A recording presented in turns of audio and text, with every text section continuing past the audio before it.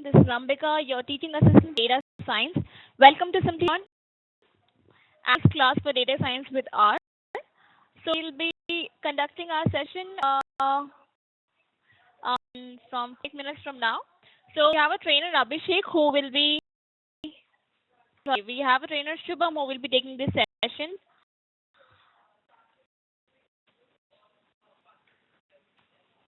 Video will be played later, Praveen. We are about to start this session. Okay, so if you have any kind of queries, support related queries, you can always write to us using help and support section of LMS. This session, you can proceed with your questions related to the course. Trainer will be only answering the questions related to course, not the support related queries. So you can either ping me privately or you can also write using help and support section. Recordings will be available in your LMS for download. I'm sure some of you would have taken up the previous classes, so you must be aware of the same. So I will show you where the recordings will be available. So after the class gets over, the recordings of the session will be available after 12 hours of the session. So you need to wait for the video recordings. So contains project. Okay, so once you are done with the course and you have finished your learning, proceed with the project work as well.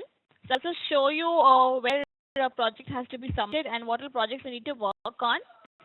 We'll also keep coming up with the project submission classes. So you can, it would be better if you join our project submission classes to get a better understanding of the projects. So before we start the session, I will walk you through the LMS.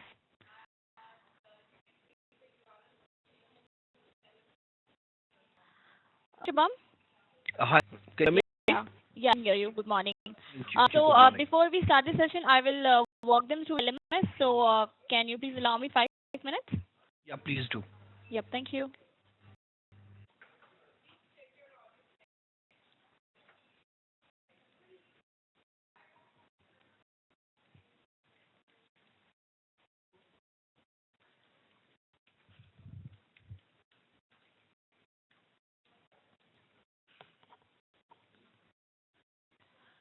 Can you all see my, please, Verman chat?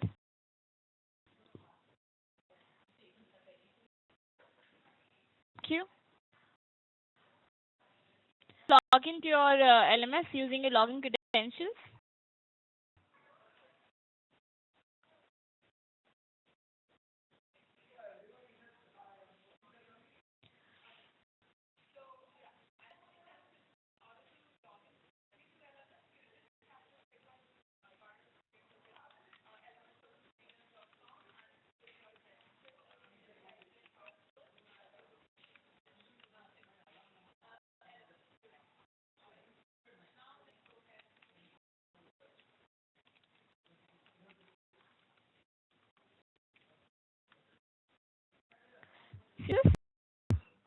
Two courses which you have enrolled for.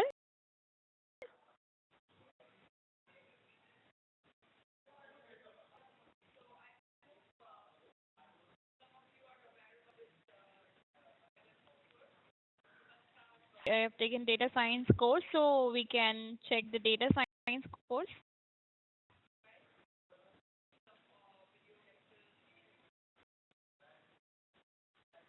The course tab, which are so in multiple tabs here towards the left, in the left panel, you syllabus, batches, projects, and certificate, right? So it will contain all the e-learning material. The percentage which you view over here, 0% lesson watch, that is on the basis of the e-learning. Okay, not on the basis of your class, your class. So please do not worry if this percentage is not increasing, because that will complete it then on the videos which you're going through in the LMS. So if you scroll down, see simulation test. So you have to appear for any one of the simulation tests from these two, and with a score of 55% and above. So this is also one criteria for the experience certificate. you have to attain 80% of attendance in your LVC classroom in order to get the completion done.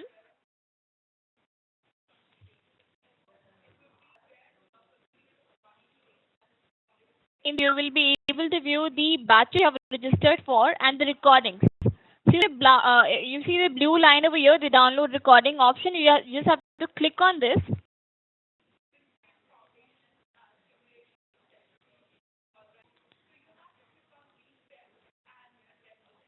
So you need to click on this and download the recordings. But please make sure that you have unchecked the pop-up blocker option. You will not be able to download the same. Now, project tab from which you have to submit your project.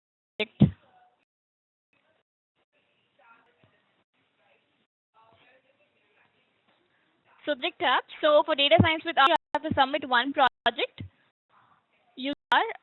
After you're done with your project, you have to submit using the submit option. You have to click on this and attach your document. So your project work should be documented in a Word document or PDF, so whichever is feasible for you. The project work will be available over here. You see in the top right corner, learning tools option. You have to click over. So in these three options, in the download option, you will find the project work, project and the e-book. So it's available over here. If you have any further doubts, you can always reach to me using the help and support section. And do join the project submission classes.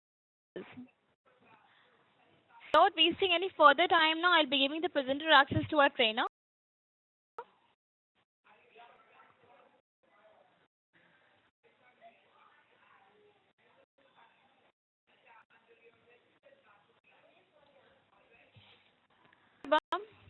Aha, Bika.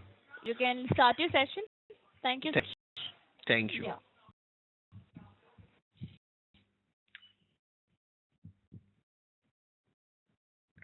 To everybody from India, Simplilearn.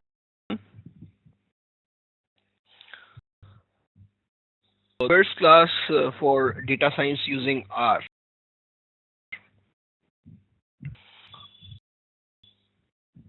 So, for the time, let's start with the class today.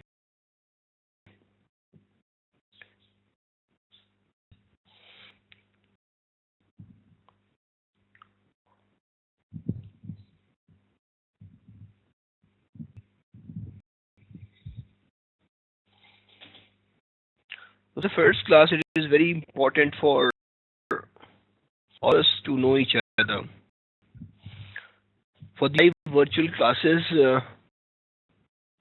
at Simplilearn, we provide such kind of environment that we would be able to learn from each other as well, like we would have done in any kind of brick and mortar class. So it's important to know each other's background and all. So first of all, let me tell you about myself. We'll talk about Simplilearn and then I'll come back to you people.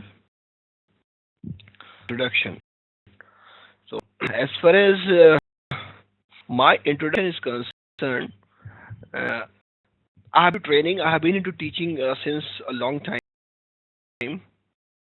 Collected more than 2,000 hours of training on different analytical tools and techniques, and more than 350 professionals I have trained so far.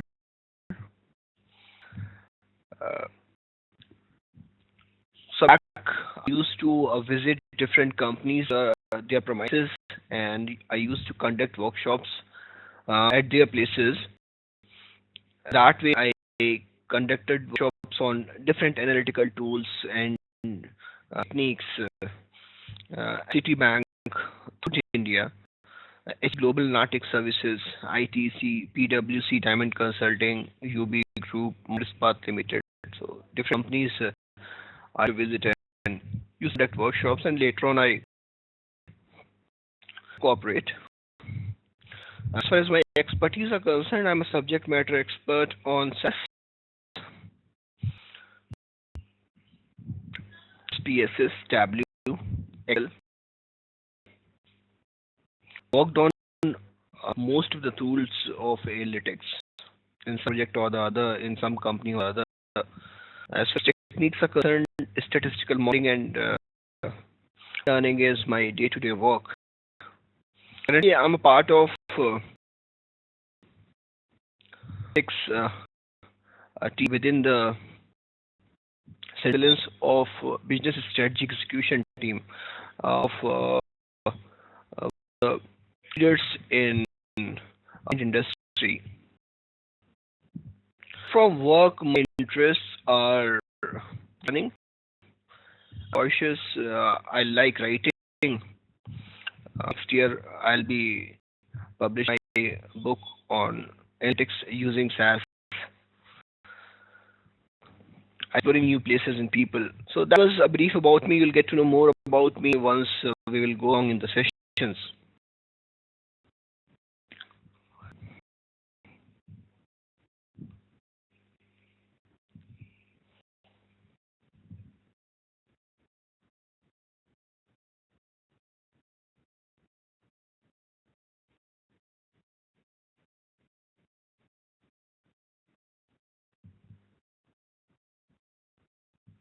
Unis, that class.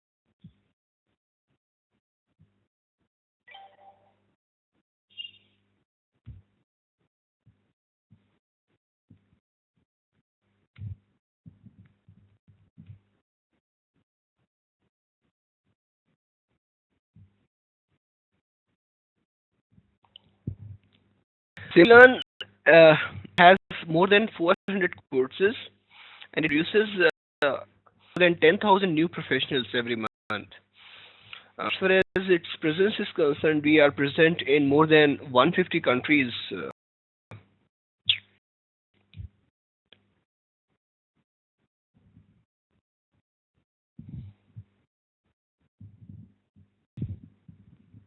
If we talk about our journey in the year 2010, sees couple red patches on left hand side map, and now you see where all we are present.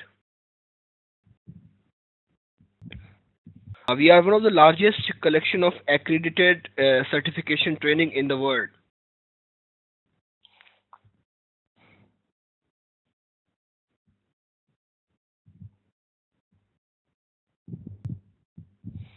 We provide certificate training programs in many forays.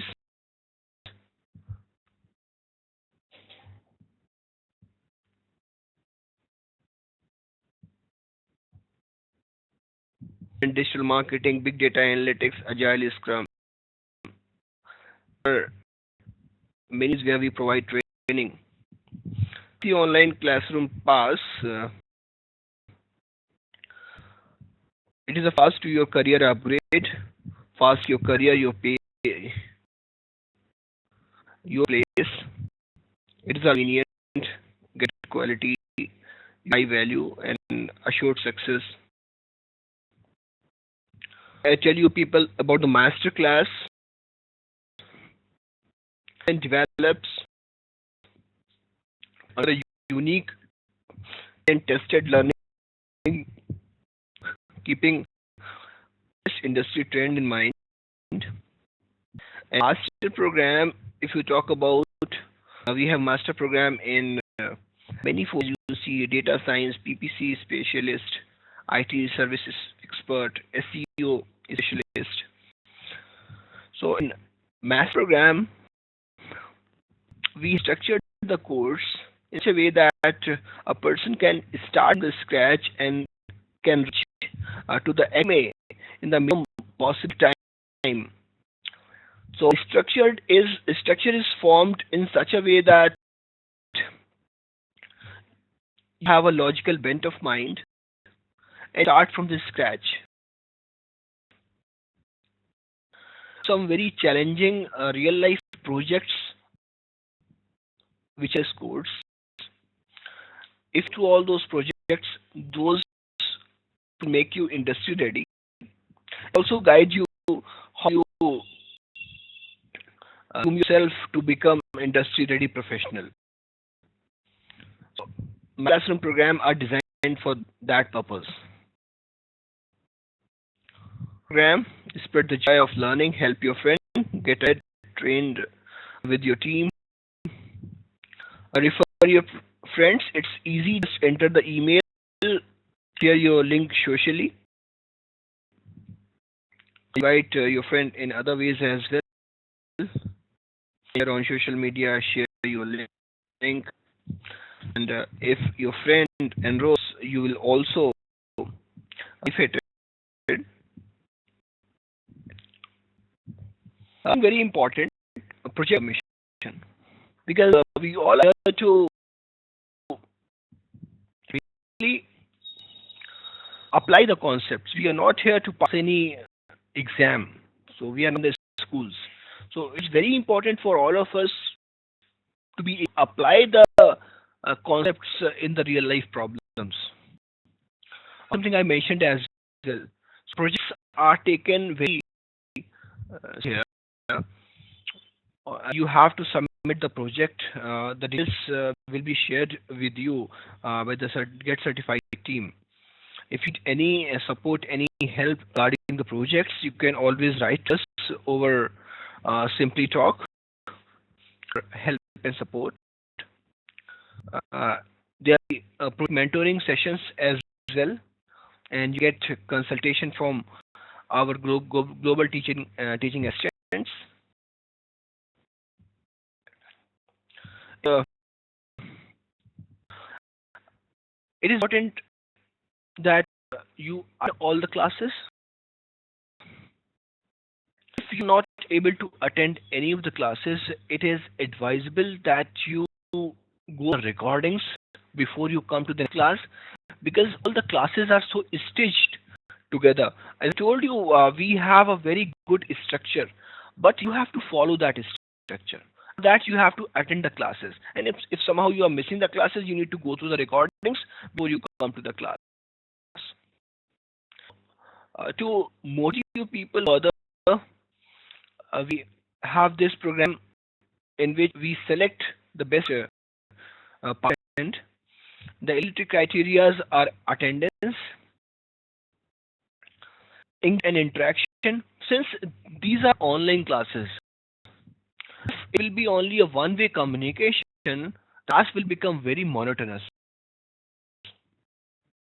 But you'll get to know we have a very good number of students in the class. We have people coming from diversified fields. So we have a lot to learn from each other as well.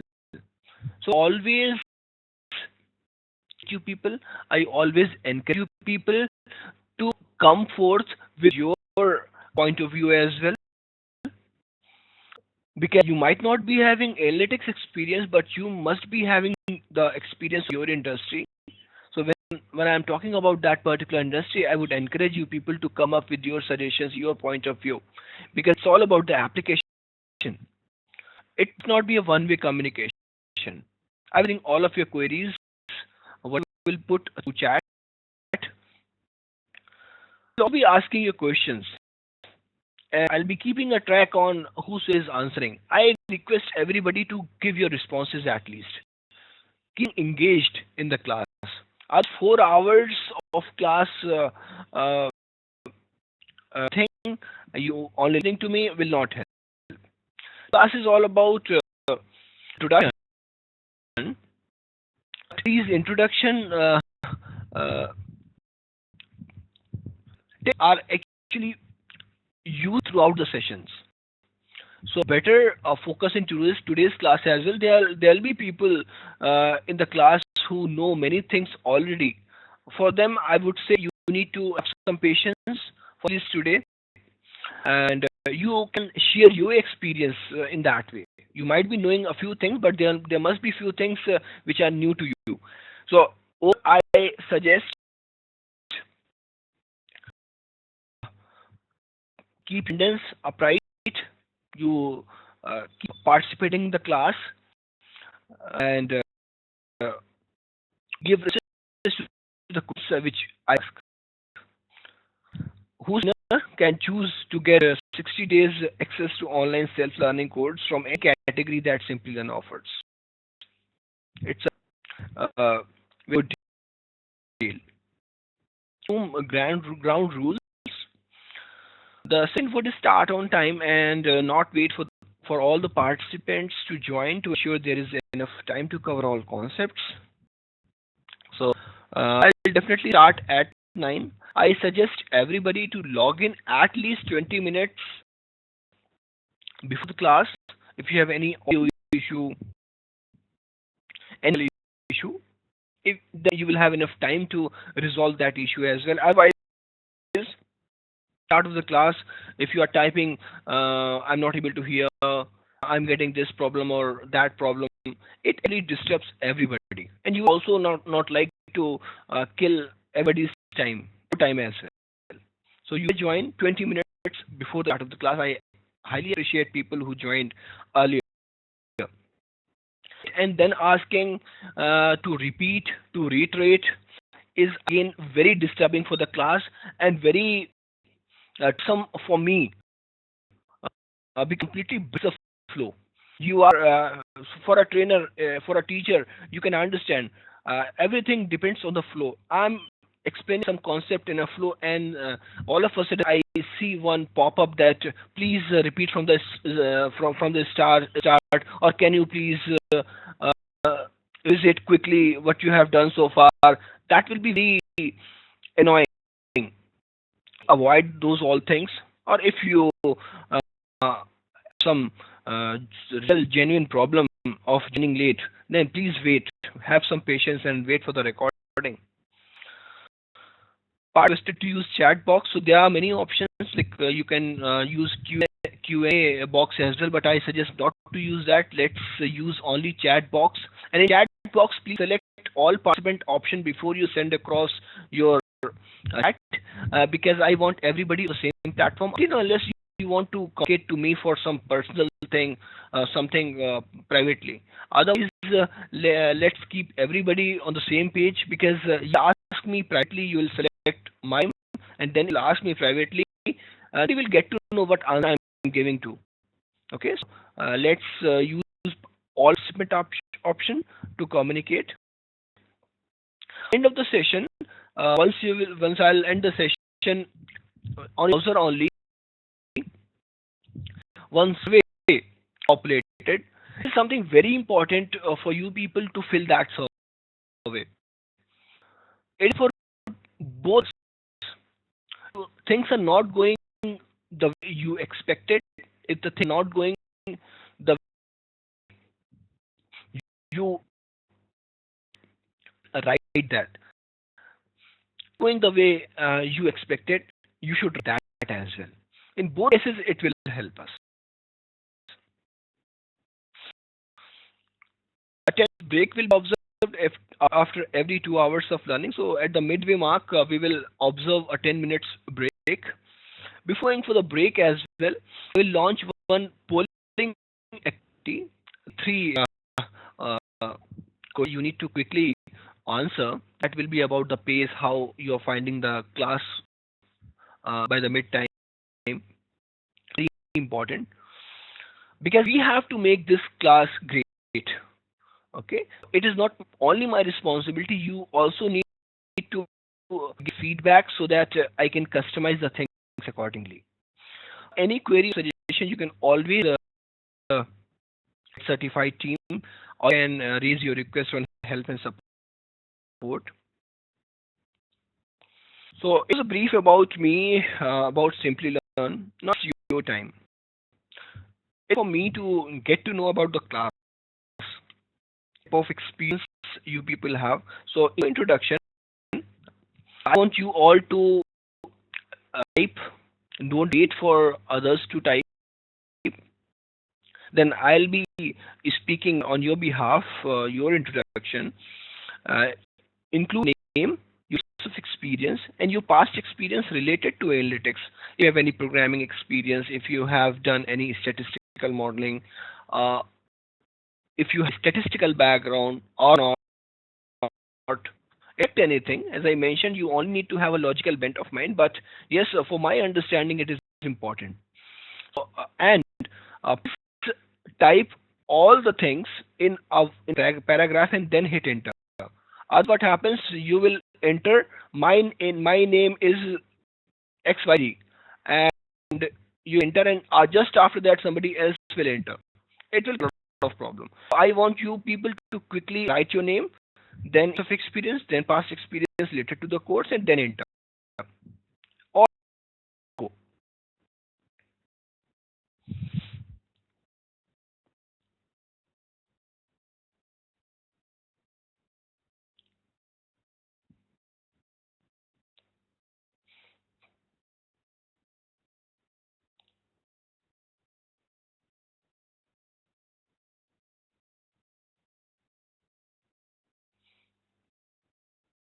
Ankita, you need not to unmute yourself. You only need to use the chat box for asking your questions.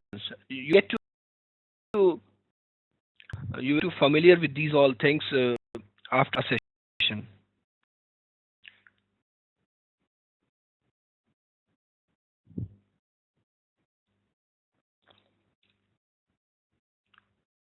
Has 14 years of experience in teaching.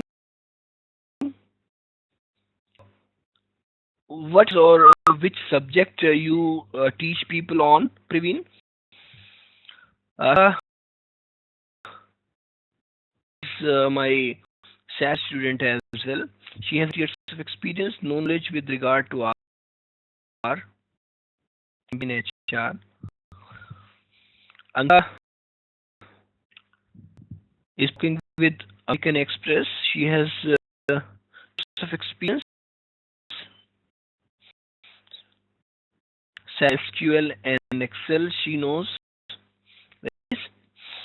There Anup Somnath.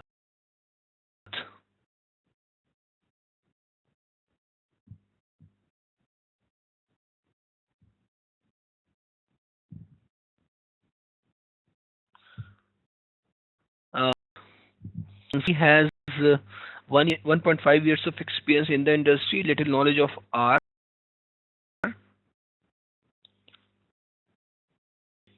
Sharon has more than 10 years of experience in IT industry, working for financial company. He has many experience in data science.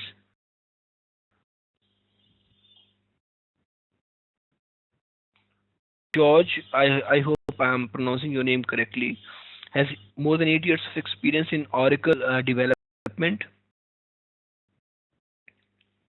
with industry experience in that. Adit has been working on web analytics area using tools Adobe Analytics, Google Analytics for past 1.5 years. Has knowledge of descriptive and infinite statistics. Very good. Ankita, Soumya,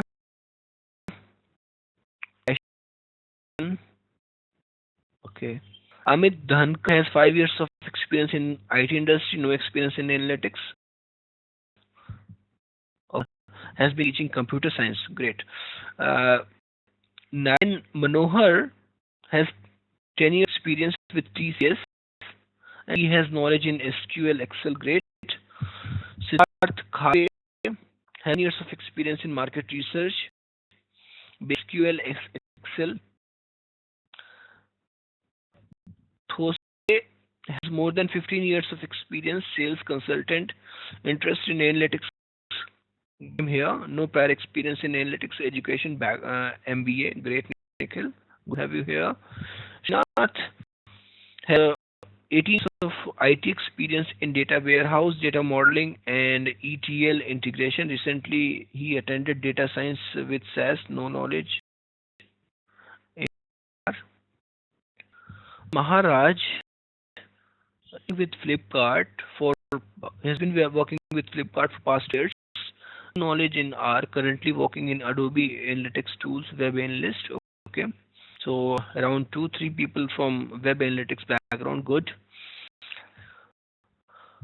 Rajput has 5 years of experience in TCS, good knowledge of SQL and Excel. Manohar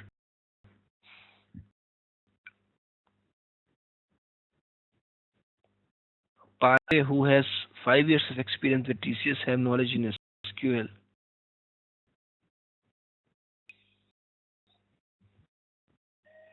Not get it. I have with me Parik Amre. So find link. Subhu has SAS, SQL, and Access.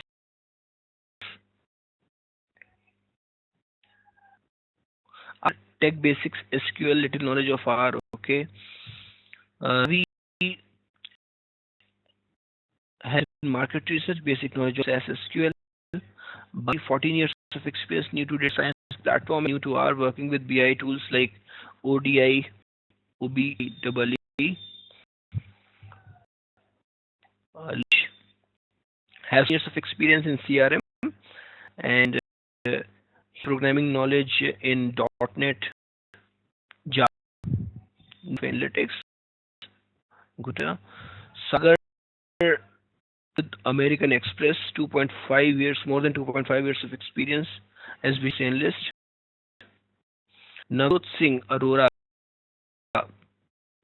1.5 years of experience, little knowledge in R. Rangar, 5 years of work experience in TCS. Nurul Thaha, industry, basic knowledge of R. Sonia Ashwaran, 3 years of experience in mutual fund industry and in product and MIS team, mostly in MS Excel and no knowledge about SAS. Is fully a beginner for data science. Mufas Rajesh Kumar Swami, working with HSBC as a lead analyst, has 12 years of experience in this organization, no knowledge of R, little knowledge of SQL. Okay. Singh has 5 years of experience in BPS with knowledge in SQL and now to learn data science. Ish Gopal in Accenture. He an experience of 9 years and managed a project pertaining to US retail estate and mortgage.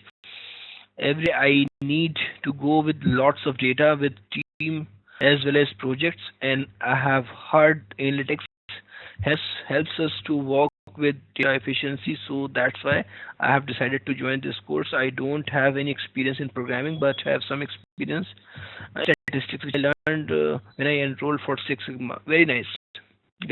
You will definitely be benefited.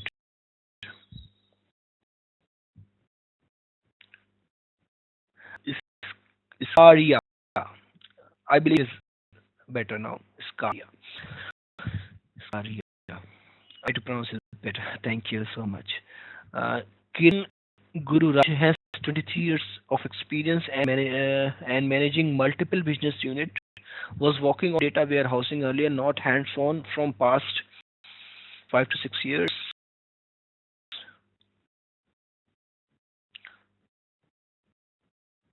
Ish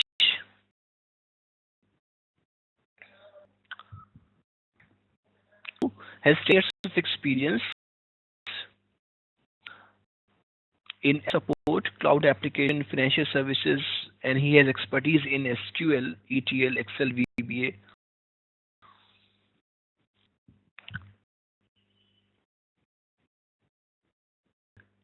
Murli, you are required to give introduction on the of your name, years of experience, and past experience related to the course. Thank you so much, everybody, to share experiences, and I Give it a lot of time to get to know each other, because we have 32 hours of classes, and we will learn a lot from each other, from the concepts, believe me, because it will be hands on from tomorrow's session.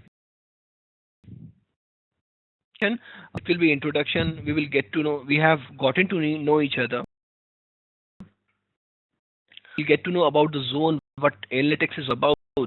And from tomorrow's session onwards, it will all be hands on. We'll be working on the tool, we'll be working on different case studies. As the methodology which we follow at Simplilearn is case study methodology. So we'll be discussing each and every problem with the help of different cases, with the help of different data sets. Murli has 9 years of experience. Thank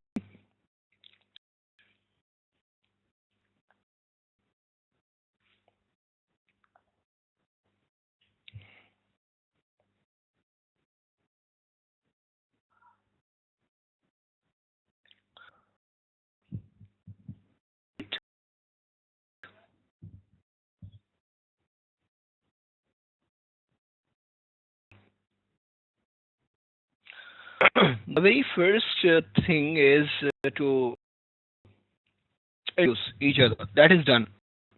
Now, since we are all here to learn analytics, it is very important for us to understand what we are getting into. We will get into nitty-gritties of analytics.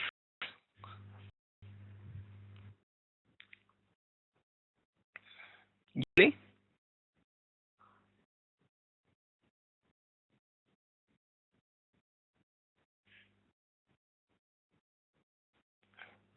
Any-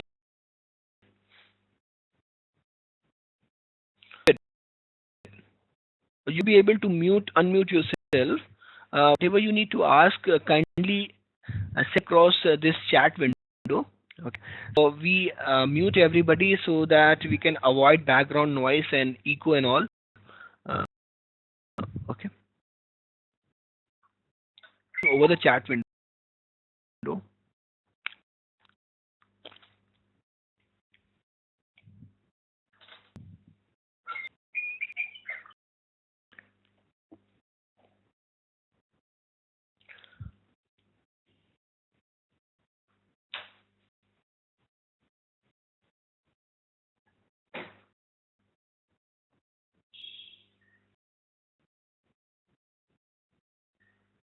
The questions we can always discuss over the chat.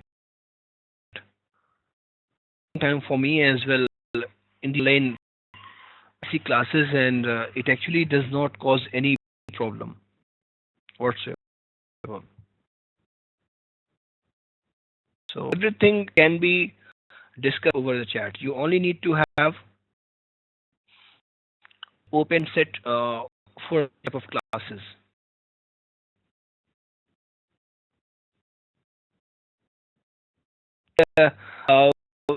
For all the classes, believe me, trust me, it will actually help everybody. Because if I'll allow people to speak, it create a lot of chaos. Believe me. So you will, over the period of 4 hours, you will get to understand. It is easy. It's more convenient to chat rather than speak.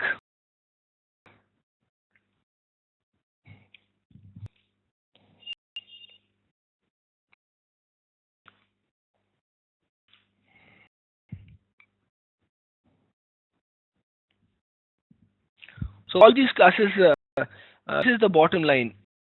We all together will make these classes great and will be beneficial for parties. Okay, we have to make it great. So let's be open for everything. I'll also be open for everything. Okay, so all it will be uh, required. It will be the utmost need. I will mute you as well. That is not a big deal. Okay, the ultimate objective is learning. Thank you.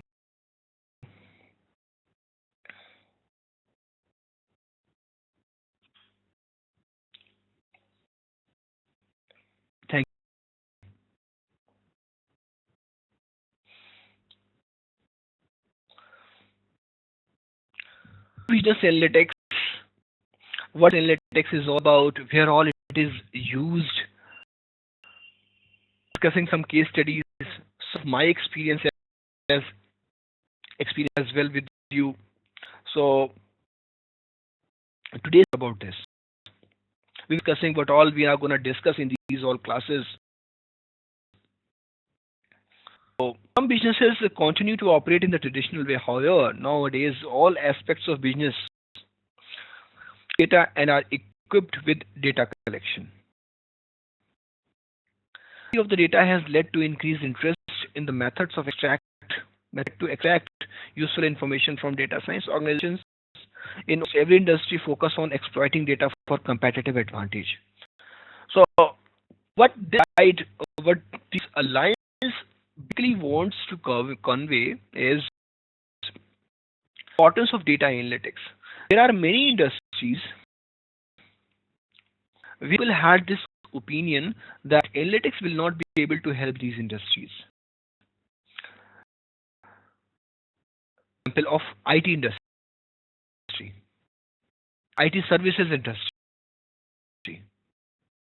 To talk about IT services industry, companies like Infosys, L, Cot, Wipro, these kind of companies come into this plan.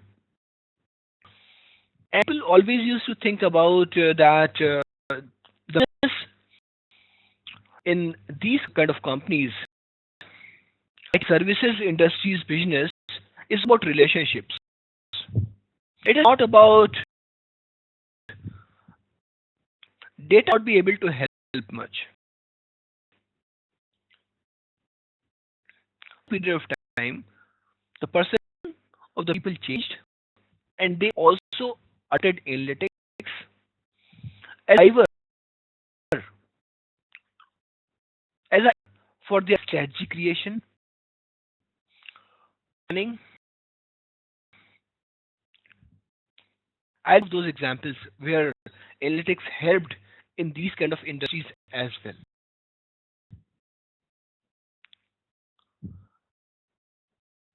Fourth here, about a corporate strategic marketing team of one of these companies sometime back. Work was uh, very closely related with the CXOs of the company. Projects uh, uh, with a third party consulting company and opinion, all with that in the IT services industry, they don't have much impact. It's about relationship. It's all about people. Phone calls or going for too many meetings, they don't have any impact. We were analyzing it, the third party consulting company. The talk told us need not to worry about the number of calls, need not to worry about the activities of the salespeople, because it is a people thing. People want calls, some people want meetings, some people don't want. So don't worry about that aspect. But when we delved into the data, we saw a big correlation between the number of calls plus number of meetings plus any other interaction sales done by the salesperson.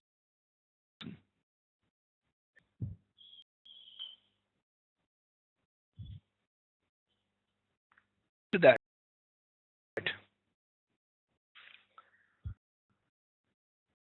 mind will change. It shows something with the help of the data, with some empirically driven.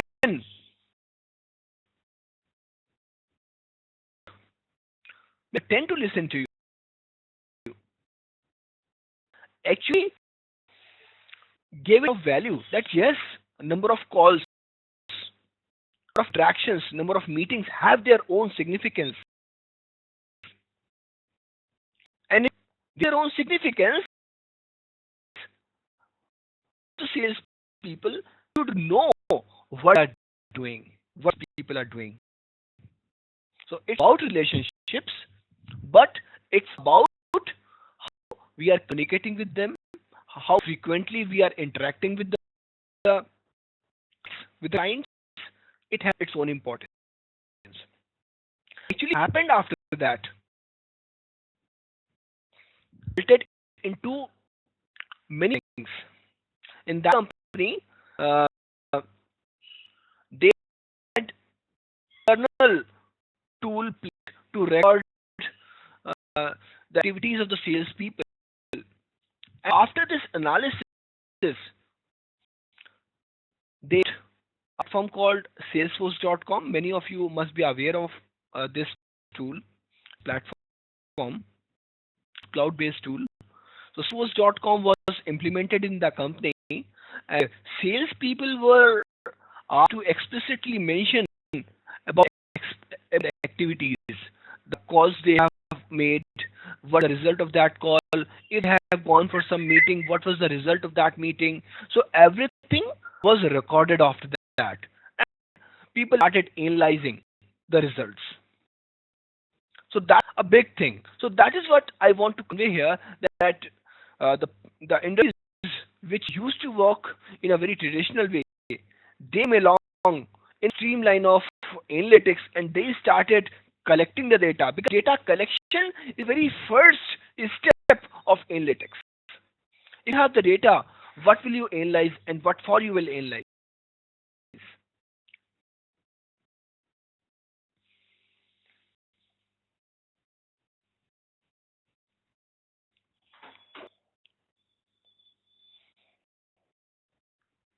Analytics, data analytics. We'll be discussing about all these things. You'll get to know Praveen. Coming slides are for that only.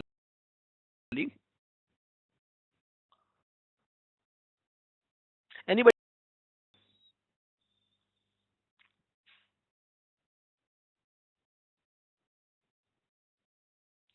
Thank you.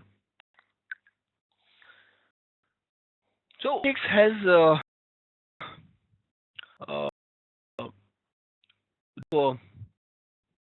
important everywhere.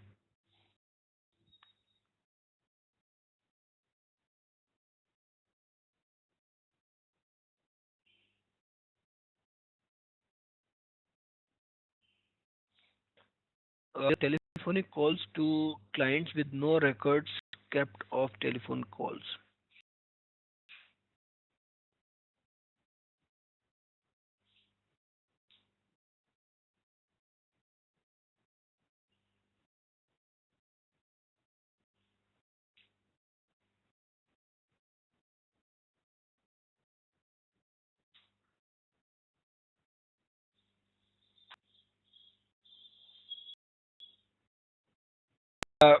Let me reiterate what I said. The analysis done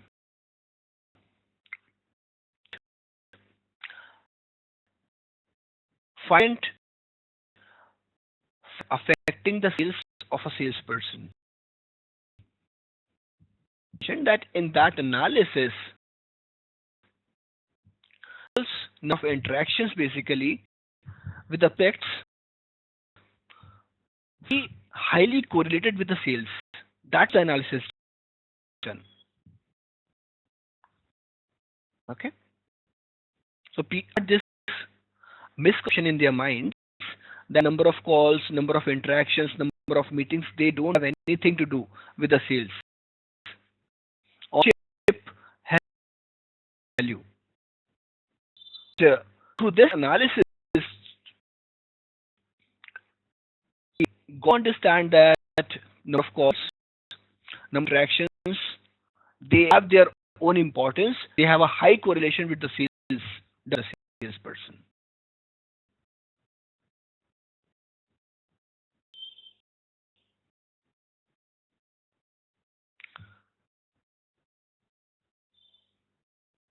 So a relationship, I would not say that, but yes, sales, the relationship is driven by the interactions.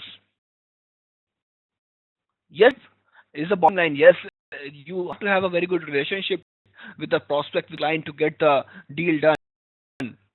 It's but how level of your relationship, how you increase the interaction, how will you increase your footprints in the company, in the company, that's important. So I think enabled through data maths is the key. Okay, am I making?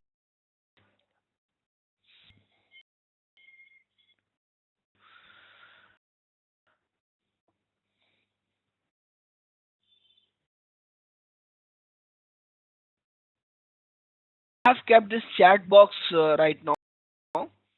I'll remove the chat box. Uh, I'll add the presentation again. No problem. Okay, you comfortable now? Chat box. Okay. Uh, so we're discussing about the importance of business analytics. Why is it important? Because thing in any position is to take decisive action to get. So if you are going for any kind of action, there's certainty. No, nobody has seen the future. So vision we are taking, we carry some level of uncertainty in that decision. We can't avoid that. It is nature. But if the technique, if the way we can measure that uncertainty, we can't get uncertainty, but if something can measure the uncertainty, that is actually very helpful for that decision. With that, you that uncertainty, in to launch any product, that product with adoption to the expectations or not, nobody knows. But that the adoption of the product will be like this with this much of confidence level. The you carry along with you, making that decision, it will help you to take some calculated risks. Risk has to be taken. Return your the relationship. Risk, high returns. You can afford. You need to know that always. That thing you can get through analytics. Certainty can be measured. That's one part. Okay. Decisions which can be taken with the help of analytics are many. Four of those are listed here. Like you can say, you can find out what is the possibility that a customer will buy a product P. My experience with you, with model I built, so you'll also get to know what is modeling, how it's done. So I want to give you the flavor, the message. So I'll talk about the first one. What is the possibility that a customer will buy a product P? How will it help you? So let's discuss about this thing.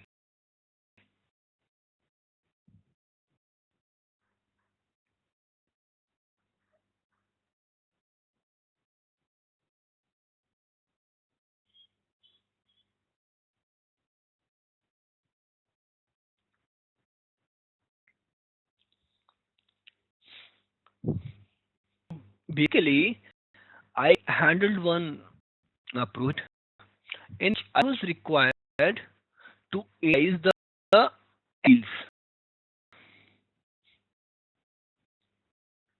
And how many of you are NN deals?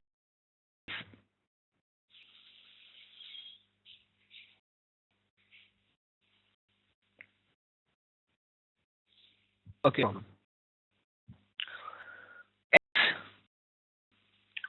Have a new client and you are getting a new deal in that client. A new project you are getting. Okay. Construction company. Okay. And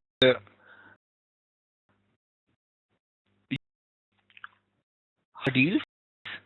You cross these three types of deals.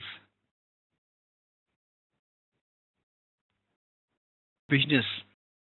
That is what we are here for. So NFEE are deals within the existing customers. Existing customers, new deal, new customer, new deal, existing customer, existing deal. So about these three. So your construction company, suppose you are working with a company called XYZ. This company, you are a section of one of their.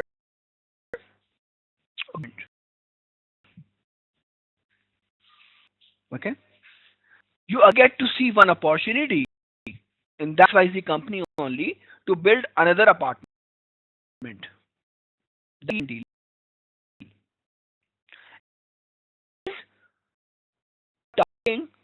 You are hunting a company called BC, which never actually had any business with you in the past. That will be a new company for you. And that company you are looking for a deal. That will be a new deal, a new customer. EE, if you talk about the existing company and the existing project. Existing project, suppose you want, suppose the company wants to get some top up. I mean, they within the same apartment they want some extra things which was not a part of the agreement. Okay, need extra resources, extra time, extra things. It will be EE deal. So, I'll introduce the types of deal. Anybody, any question? Yes, good.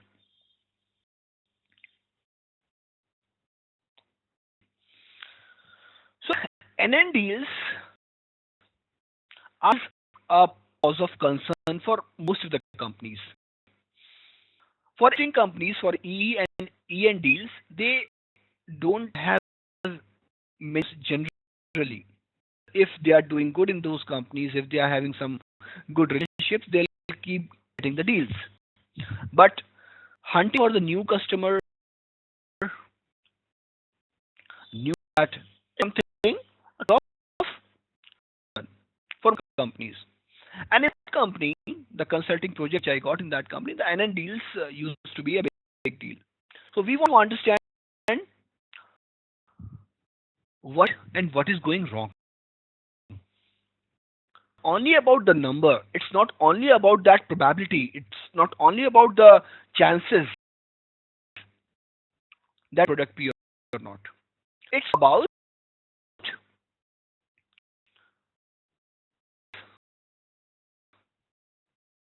take you through that. So deals I require to find out the probability of winning those deals.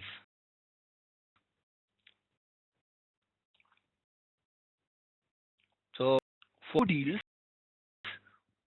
I was required to find out the probability of winning those deals.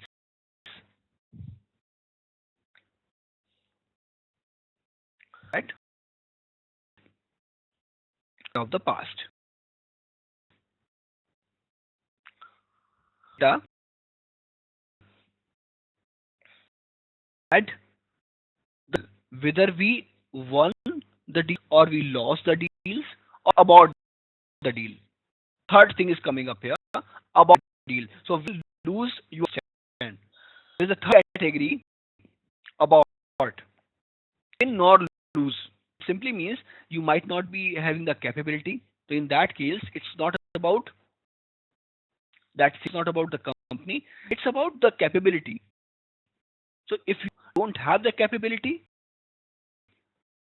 if you competency, that particular request for that particular request, for that particular requirement, you can't do anything about that, and you have that deal. There are other situations in which you about the deal as well. I don't want to get into all those. That will be a big decision from the point of concern. So we had the information about, for the past data, we information about the outcome of those deals, whether we won the deal, whether we lost the deal, whether we bought the deal. Information, those deals. We knew what product we were selling in those deals, knew which locations were where it was present, location, the area,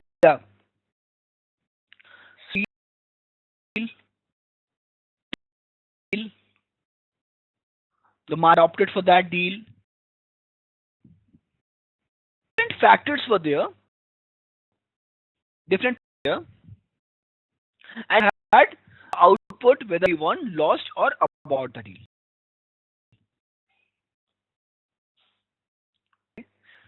So I analyzed the past data, and I did decision trees model, CART, classification using regression trees. I fetched different rules for a deal to win.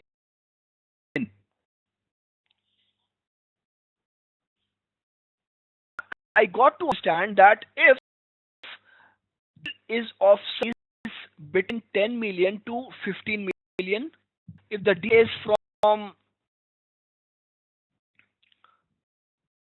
US and is contact through direct marketing channel into that rule, we have 95% probability of winning that deal. We depth those kind of rules rules from the past data. So we tried to find out the relationship between the outcome and the factors which are affecting the outcome. So somehow we developed relationship between the outcome and the factors which are affecting the outcome.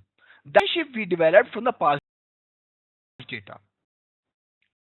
Now new deals, we don't know the outcome. We have already finished. Those rules we can apply new deals and find out from those that the new deal belongs to US. If the deal of size say 14, it's simply that it is coming in the bracket of 10 to 15 million US dollars. If that is contacted through direct marketing campaign, what is winning that deal? The probability of winning that deal is 95%. Understand this part? I give you, I get into the details and all that's yet to come. Before like a lot of tools, start from the scratch. Anybody, any question so far?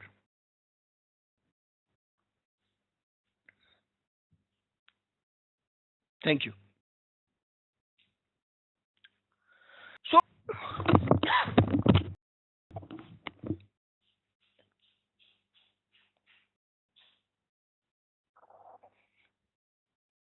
Very is a model.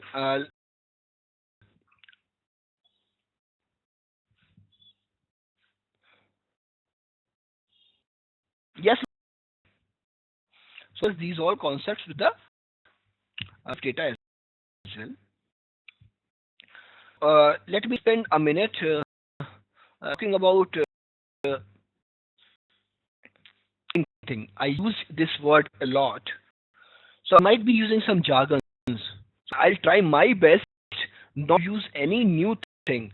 But if unconsciously I scout any word which you don't understand, please feel free to communication over the box that you could not understand that thing. Okay, feel free. So we have done here. Let me tell you. So we have developed a model. What do we mean by a model? So basically, a relationship between the output of the and the factors which are affecting that output. This is called a model because it's a relationship we have gotten from the past results.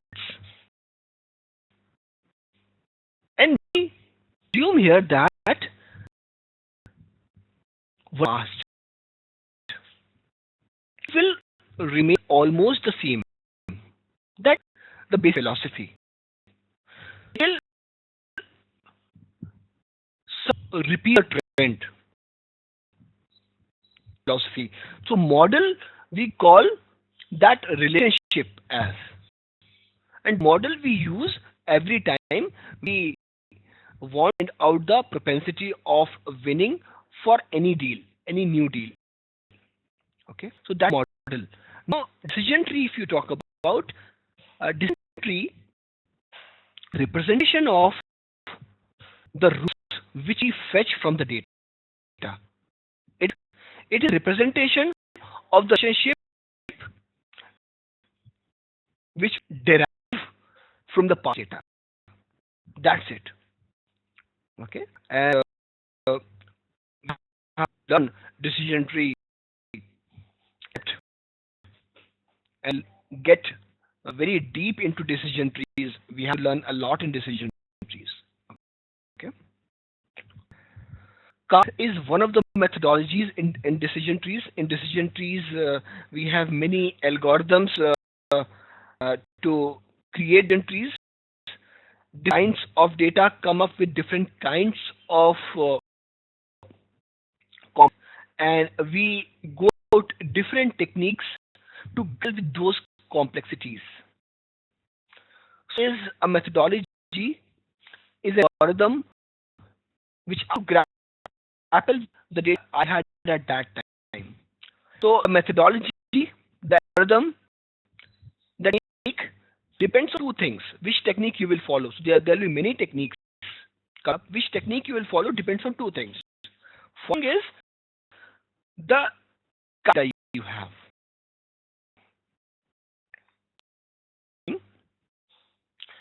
Business requirement. Type results you want to see. Okay. It was written for us to understand winning a deal.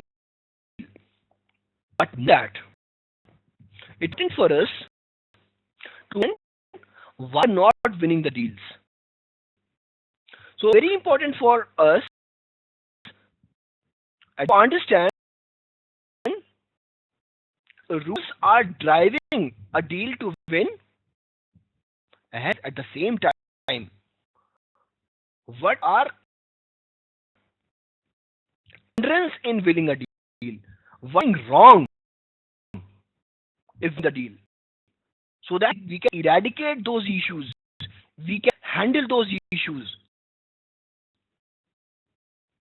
And worst practices, basically we wanted to fetch from the past data and we wanted to with practices.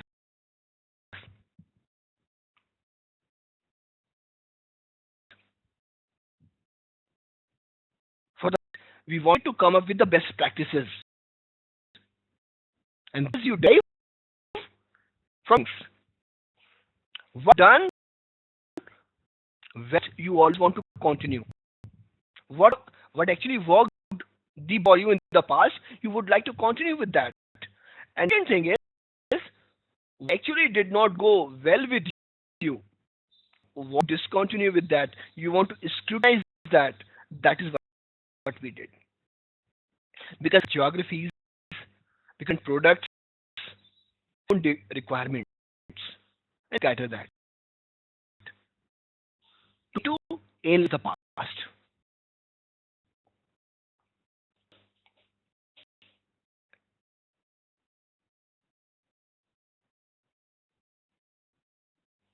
Perfectly right.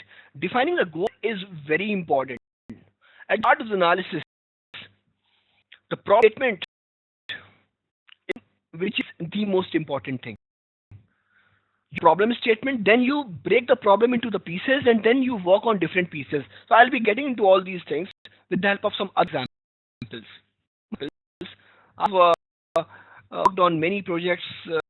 It's been quite a long time for me working in this industry. So my own experiences, I believe, are the best to give you as an example rather than picking up some book examples.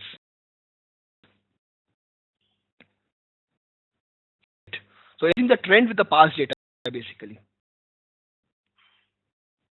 Now, size depends on your data and the business requirement.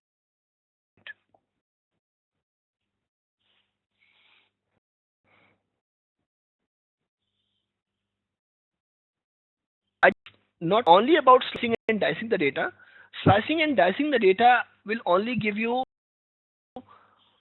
the level. If you get level, you need to go that as well. So I'll come to the slicing and dicing of the data and what we do beyond that. Okay. Thank everybody for your responses. Any threshold for past data in terms of the number of years, or it in of the number of data points. So it may be in terms of many things. It depends on your business situation. You better about your business. What here? And the example only. The company I worked for this project, he is into the business since ages. I have gotten the data of 30 years. 30 years data might not have helped me because over the period of 30 years, policies change a lot. The environment took a big shift of the customers a lot. Okay.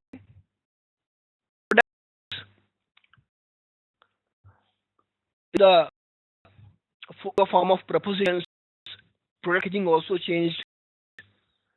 So I optimize on that front as well. Pick up right data as well. It is also a very important part of the. So Praveen, right point you picked up here. So we will. So please coming up with these kind of points because a business perspective is more important. Statement is more important than anything. Thanks for coming up with these points. I people to keep coming up with your points. No point can be silly. Thank you. This must have given you an idea about what we actually do, different kind of analysis. This is again very interesting. Should be the next recommended product.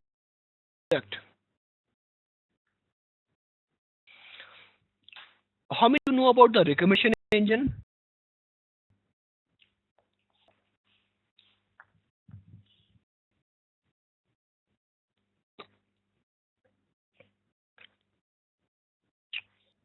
Okay, I'll you. You have used it as well. It's Lokesh, you are right. Uh, yes.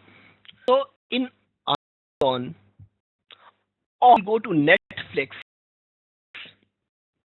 you will see you are buying new products. You will see the recommended products as well.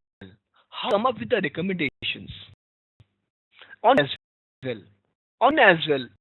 If you see profile on the site, they'll suggest you that if you have visited this profile, you are likely to visit these profile as well.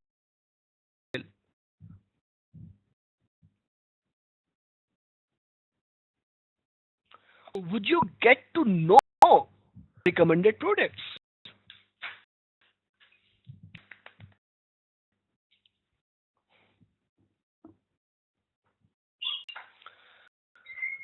Uh, yes. So it's about the past history. It's the kind of people because there may be people who are visiting that site for the first time. And for those people as well, you will see the recommendations, past data, uh, the same kind of people same text. Okay, basically find out different association rules. So we'll be learning uh, techniques like market basket analysis, which we'll be learning. And this technique will be one with an unstructured data. I'll come to this. What is unstructured? What is structured? What is semi-structured? All those things. So, right, perfectly right. So, frequency of the data. Frequency is a very important term here.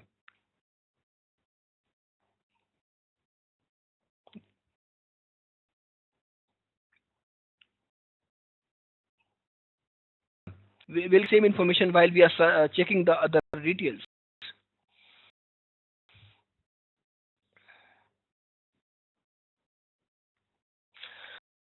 Uh, but how do we do it using association rules? Basically, the frequency of occurrence of multiple items together. So, we use the frequency values. To frequency values, I will introduce you with few statistical parameters like left, like confidence, like support. So these few parameters will help you to fit those. When we say pattern, as you must have seen people saying, recognize the pattern. This is in that. So and will speak like that. Recognizing the pattern, do statistical parameters. So figure out few statistical parameters and look at the patterns of those values. That you really find the pattern. Okay. Other things as well which you can do. You can go through all these in the material which we have provided to you. All things will come in some form or the other in the techniques which we'll be discussing. Now, business analytics. So, calling what difference between data analytics and business analytics. So, techniques and tools are concerned, there is no difference, but the applications of analytics is not only in business. Application of analytics is present in psychology as well. Its application is present in clinical researches as well. Okay, its application is present in environmental economics as well. multiple industrial verticals in which the presence of analytics is present. You will analytics being used in for now is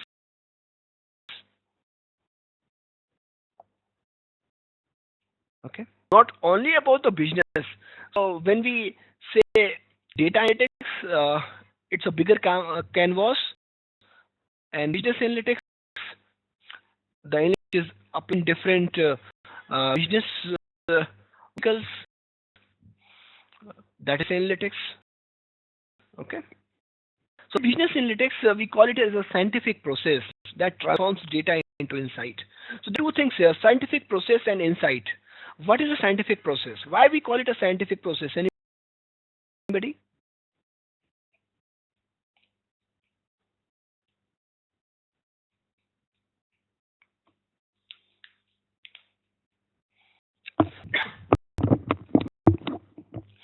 I'm sorry.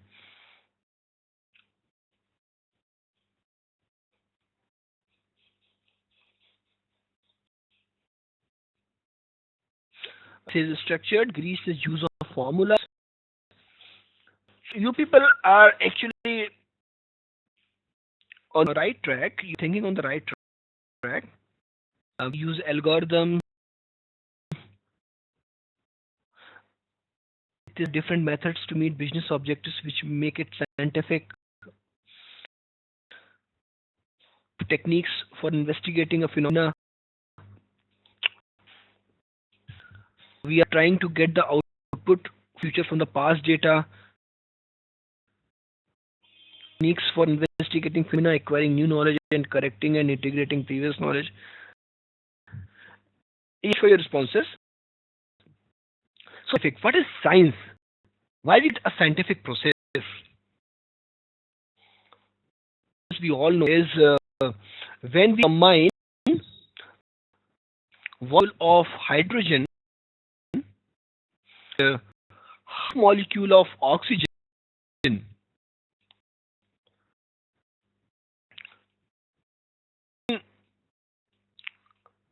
emissions, I mean temperature and all, temperature and everything, we get one molecule of water.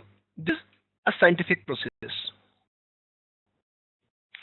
With as well.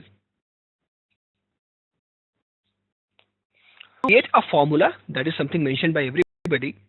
You create an algorithm, and algorithm you use.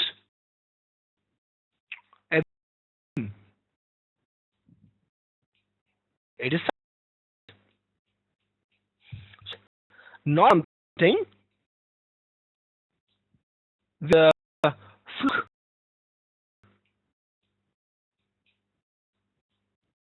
It is what formula works here by chance.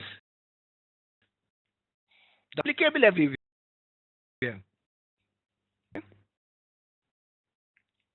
About insights. Insight. I'm sorry. So be given, you will be dumped with the data. What you take insight out of the data. So it is again a very common word people use. But what do you mean by insight? Let's understand. So information derived from the data is insight. Art based on some principle is science. Yes, you are right. The data. Okay, see what is an insight. So, I'm sorry. So, it's something which, for a fact, you have problem, you have one statement, you get the insight about that. If you can fetch out the cause and effect relationship about that fact, if you are causing that fact and what will be the effect of that fact if that happens, you will know everything about that. So we're fetching the insight, we actually find out the cause and effect relationship. Now to actually find it out,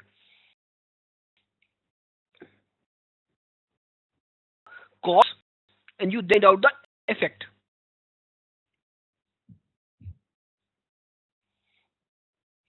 That is it. Used for fact-based or decision making. Analytics use tools such as reports and graphs, opt-in data mining, simulation. Okay. Uh, Here, in it, you see competitive advantage is plotted on the y-axis. On the x-axis, degree of complexity has been plotted. So Gartner actually divided the analytics into three parts. So it to draw a demarcation line, but it will be difficult for you to uh, demarcate demarcation line between different techniques. You see, there is a lot of here as well. So it divides analytics into parts like descriptive analytics, dynamic analytics, predictive analytics, prescriptive analytics. Okay, different people use different terminologies.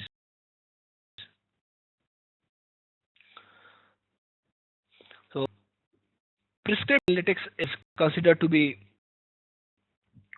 uh, more complex, but the uh, how and all, I'll come to that.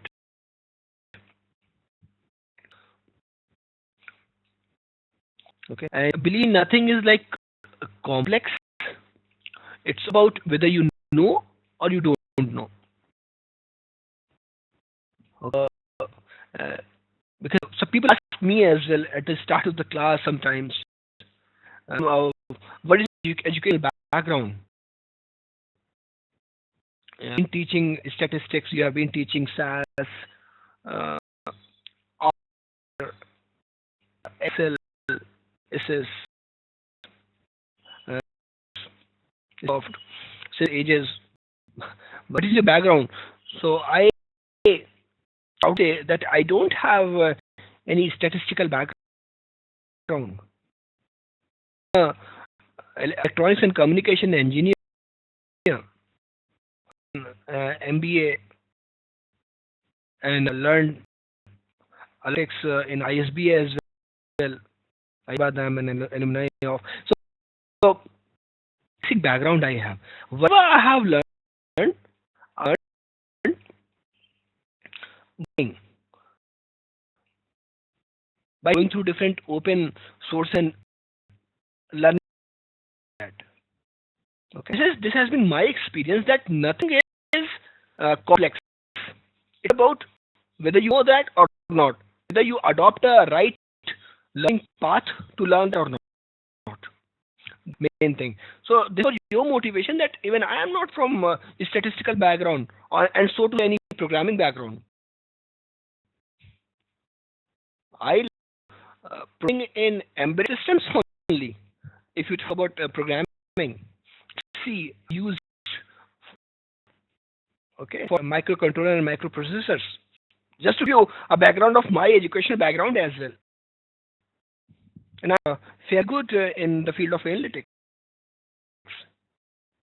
So it's it has to do with your background, but yes, you should have the drive to new things. And believe me, don't have the drive to learn new things.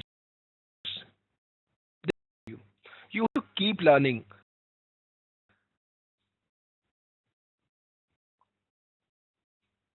Okay. Every next day you see another tool. Every day you see another technique. People in different platforms. Okay. You should be ready to learn, and this is a charm of this industry as well. And why an analyst is paid so big time. A programmer is not paid that big, but an analyst, a consultant, is only because of that. Because they learn time, new things. they contribute directly into the decision making of the organization. A programmer does not.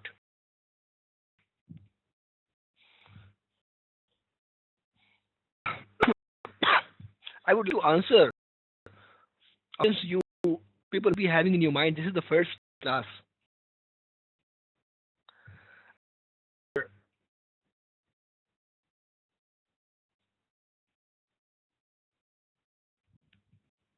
Why decision analytics is not under predictive and all. I'll come to that.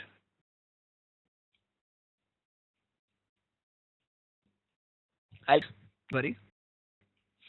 We discussed at length. Curiosity. Curiosity is a reflection of interest. That.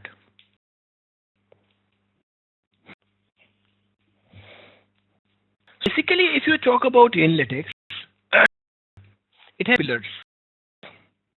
So three pillars I'm discussing to give you what analytics is and what all you should be learning, where people stand, whether it's a decision for you people to join this course or not. Okay, so these questions will be easily answered by this.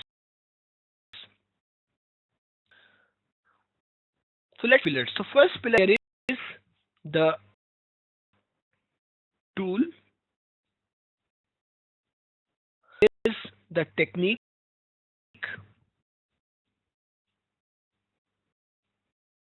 here is the domain knowledge. These three pillars, every time I meet new people in data science, three are by only from my experience. Usually these things on internet and all uh, is a scenario.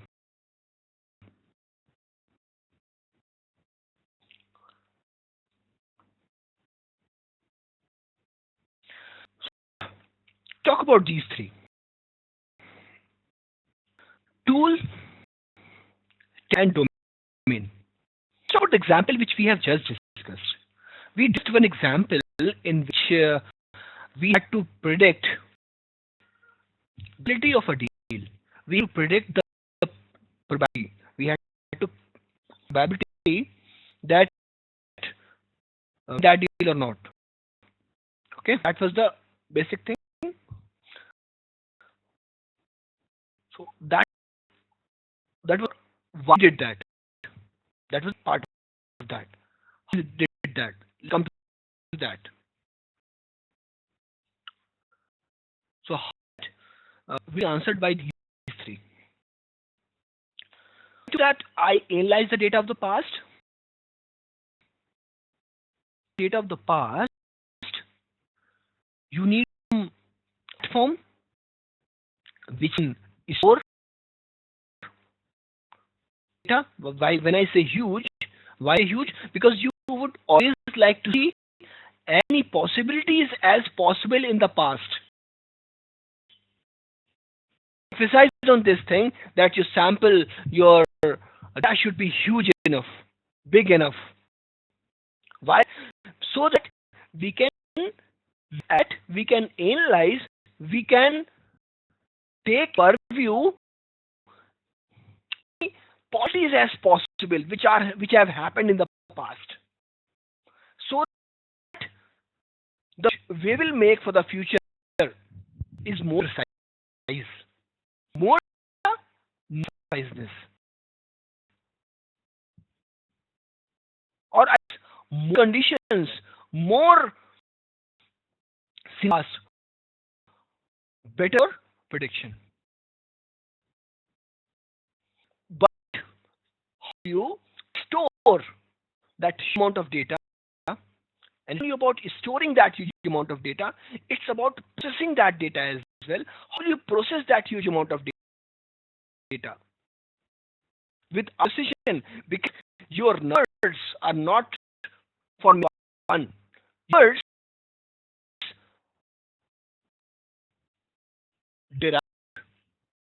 for very critical decisions for the company.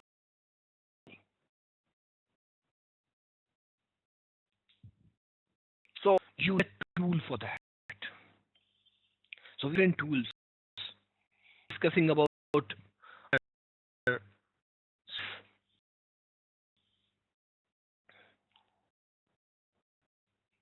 okay. There are many other tools.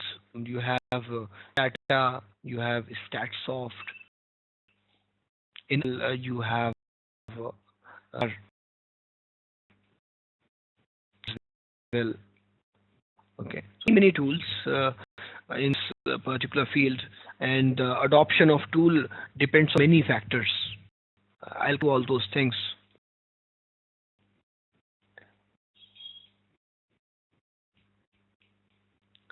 So about tool, now you have it in front of you with that tool. I discussed about finding out the pattern. So when I say finding out the pattern, this phrase fancy. What analytics will find out the pattern. What doing finding? What is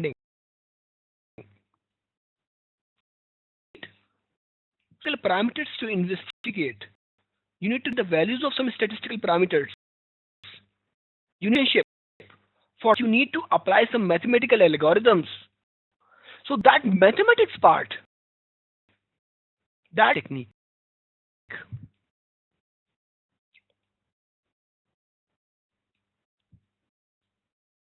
the domain is domain. So if the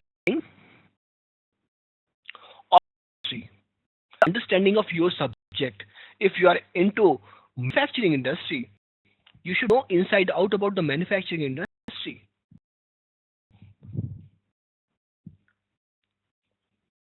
If you search, that is not.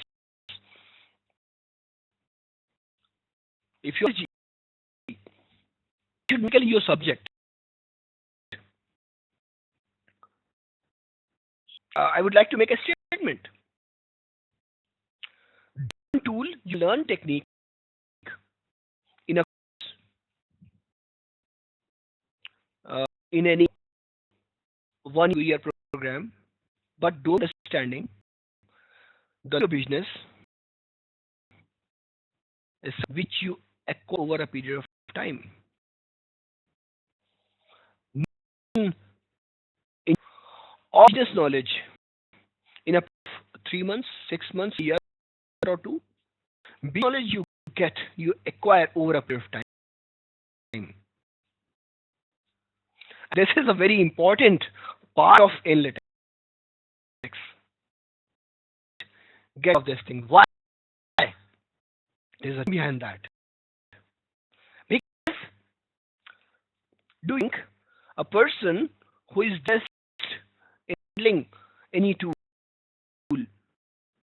in the world, can he, the final objective is to make the decision. Can the decision for the company? No. He pin the data. The data. Start the data and will help you with the pertinent algorithm, with the pertinent solution.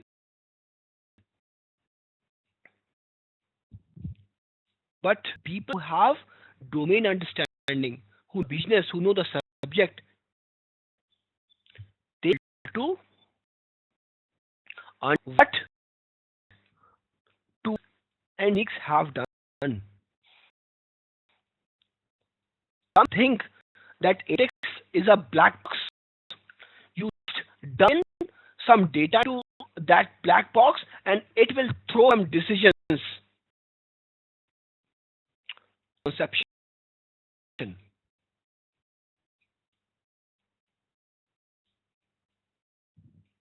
With techniques, you will be able to fetch the values of few statistical parameters.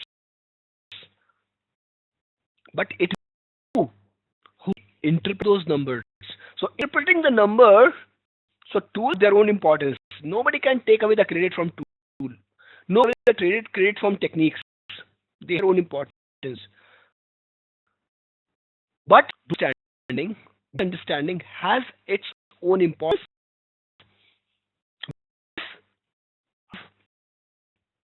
Demotivating.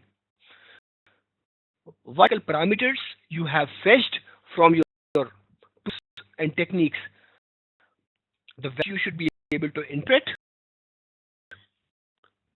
apply,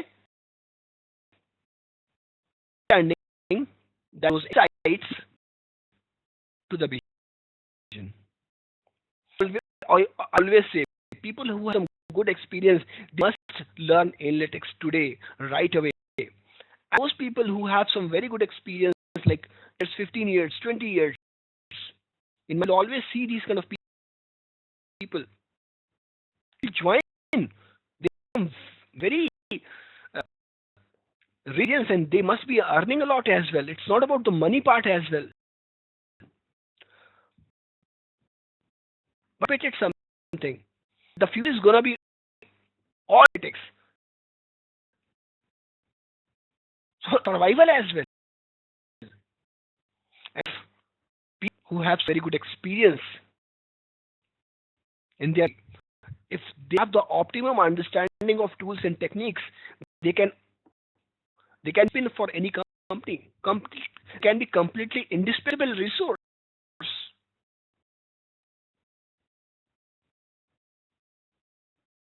Okay, it's about uh, this must have given you the idea of what analytics is all about. For people who are new, their decision as well. Some people have 1 year, 2 years of experience, or maybe fresher decision because you have joined it today twice. To mine and learn analytics by somebody else's choice, and then you not have an edge. Today, if you are doing it on your own, by your own decision, you have an edge over others. Tomorrow, when people will ask you that if you don't know analytics, please don't come, then it will be not about your choice. It will be you. Because analytics is something which everybody has. It's like to the IT industry. IT, if you go 20 years back, IT used to be a separate department, and whatever IT work used to come, that used to go to IT department only. And what happened over the period of time, my mother is like very fluent in computer. She she she works pretty well on computers. That she had to learn. She did not have any option. Okay. Now let's come back to these all categories: predictive, prescriptive. Anybody any question? Okay. Uh, let me use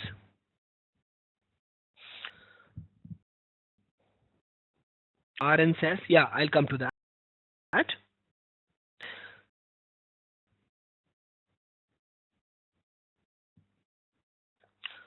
Uh, that SAS has been undisputed market leader in commercial analytics space. Software offers huge array of statistical functions, has good GUI,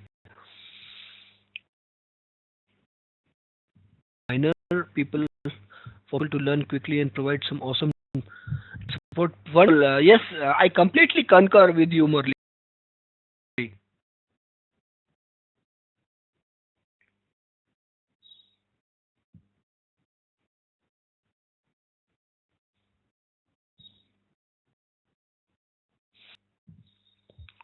Murli. It helps everybody.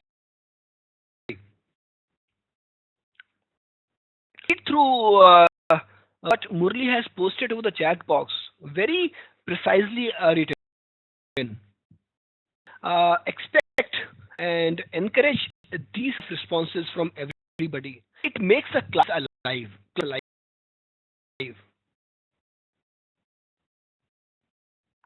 Okay. Select all participant option. Let me paste what he has written quickly.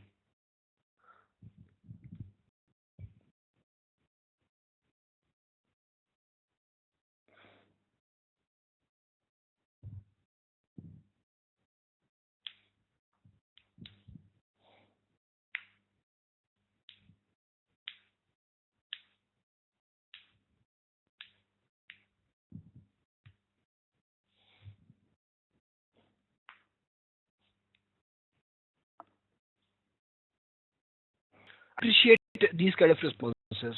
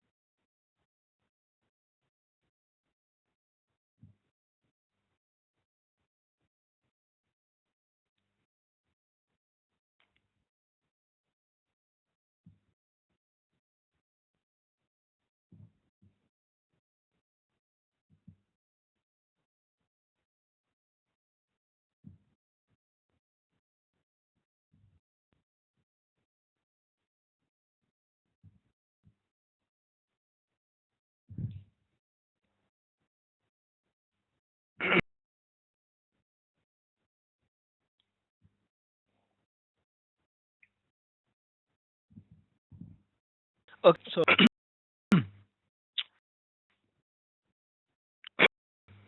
sorry.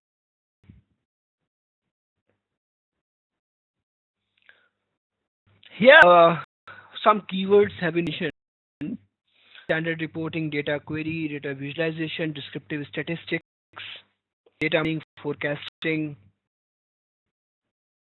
prediction, decision analysis, optimization,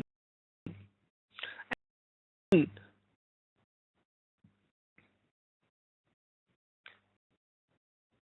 clubbed into descriptive, predictive, and prescriptive.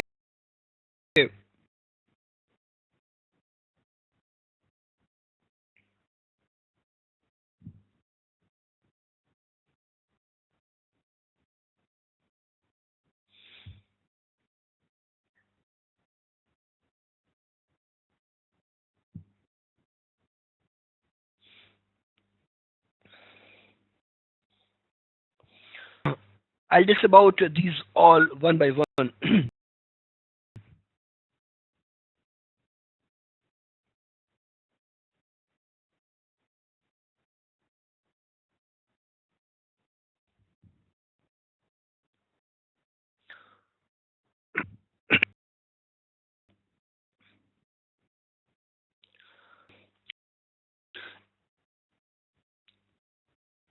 Is putting we all understand. Let's discuss these all things with the help of examples. So, example, descriptive, prescriptive. So, talk about descriptive analytics.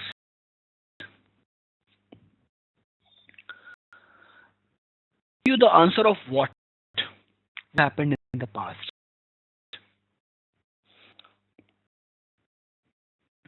Reply mining techniques, descriptive statistics, data quiz, data dashboards, what is spreadsheet model,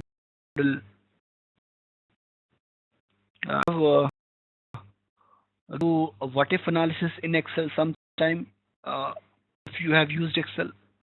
So in analysis, we can analyze what for x2 value of x is 3. So you can analyze multiple possibilities. Something you need to look at the past transactions. You need some values of the past so that you can compare those values from the present. That's something written or representation of your information on a single screen.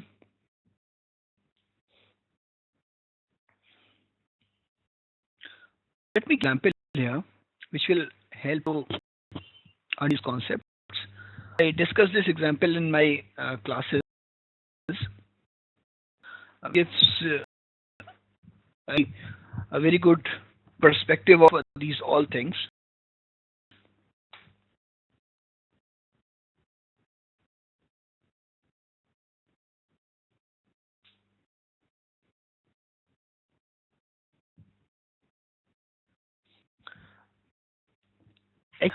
I was, uh, as I mentioned, I was a part of corporate strategic marketing team, and my team is responsible not only for uh, uh,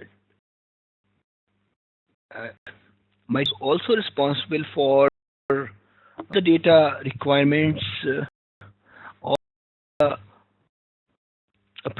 which go for board of directors presentation and for investor release and media presentations as well. So, in those people who are not from business background, after each quarter, the limited companies publish their results. They in terms of their earnings. Earnings release, then the revenue, the cost, their profit, the employees added in different brackets, how doing in geographies, in different verticals, what their outlook information is made available after each quarter.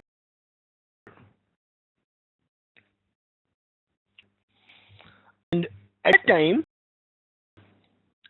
initiatives, different strategies are also built with the company. Okay. So at that time, the CMO, the chief marketing officer of my company, changed, and I had to make a presentation to a new CMO, and I did not know the priorities of the new CMO, and I went along with the same format which using sales. The question which I had to make that was about the revenue prediction model, which I used to create every quarter. So we created the revenue prediction model using a technique called ARIMA. It's this modeling technique. So I team presented to the CMO of the company. I sent him the data which I have taken, the what is all about, and then finally I presented the number, and I told him that how close this number is uh, for external consultants. I mean to say, for the public limited companies, they are companies which predict the revenues. They also come with their future outlooks. Okay, compared that is very close to XY consulting company. It is very close to this company as well. So I presented all that thing. So we looked at all the slides very clearly, and what he said, what's next? So that was the response after operation. Ask me what is next. This is what I wanted to present you. So this presentation is all about revenue prediction for few quarters. What will I do with this number? So that actually surprised me big time. I had been doing the same thing for ages, but was like a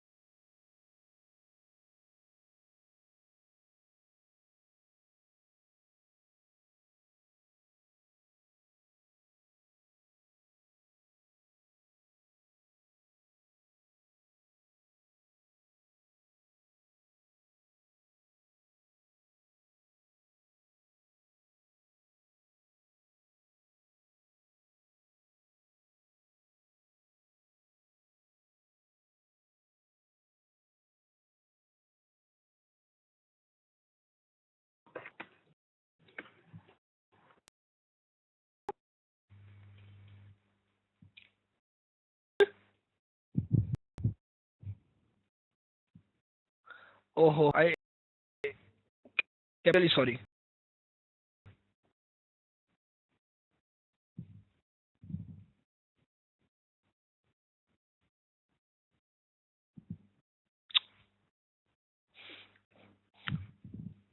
Uh,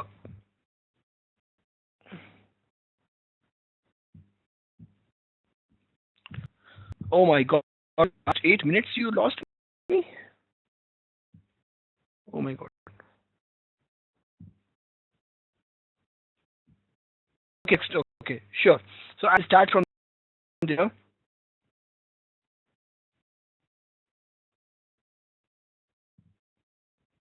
Sure. But after the break, I'm so sorry. I went to the uh, a break here for 10 minutes. We're back. Thank you so much, Nikhil. I'll start from there. Let's take a break here for 10 minutes, but I start sharp after 10 minutes. So let's not make it a big break. On minutes we have for the break. Smell a cup of coffee and back. So, and in the meantime, I also request you to participate in the ping activity which I am gonna launch in a in funds. Launched the activity. I reached everybody section here. Okay, so let's break. We will observe. Thank you. Let's meet after 10 minutes.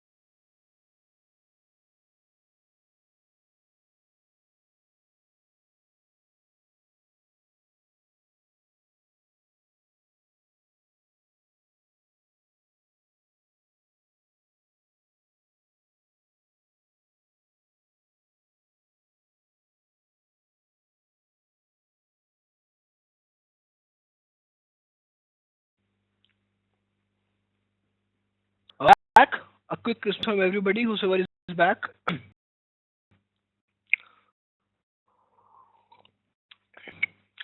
Want to find you again here. Let's start from where we left at that time.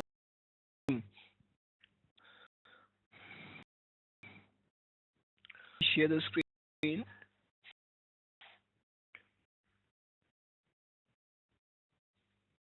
Watch.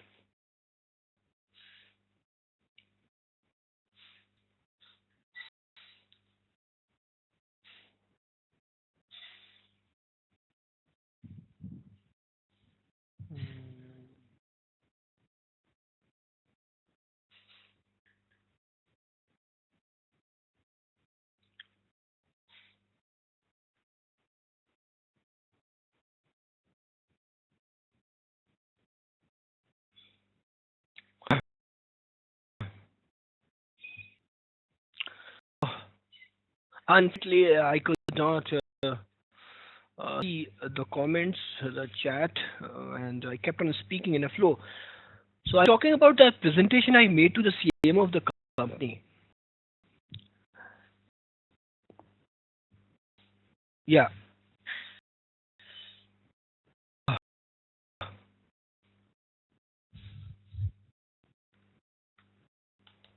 It has just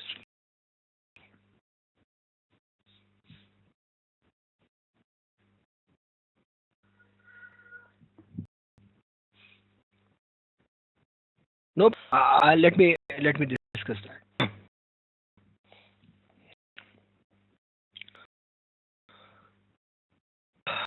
I'll come to the point presented in front of the CMO.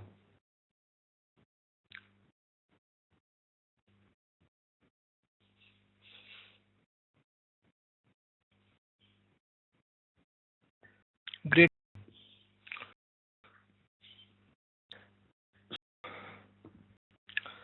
The whole analysis, the methodology, what I had. So basically, whenever you present any analytical methodology, you present in the format of input, process, and then output.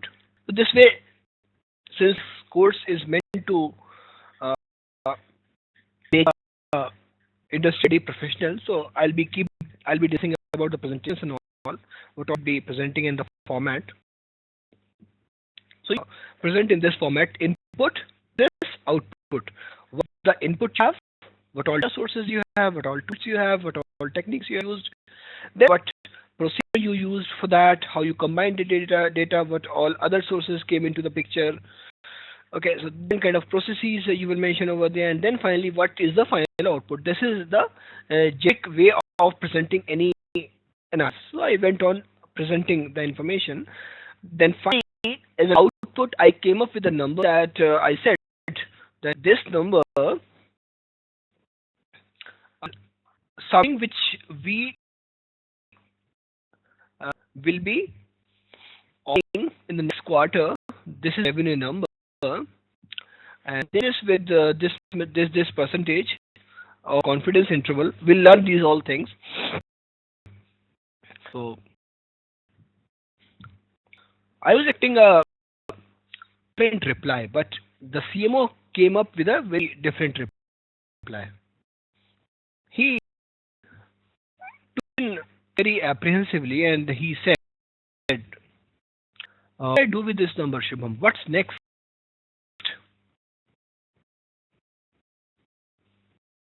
We are using this number. You have used a black box. You added some value to that.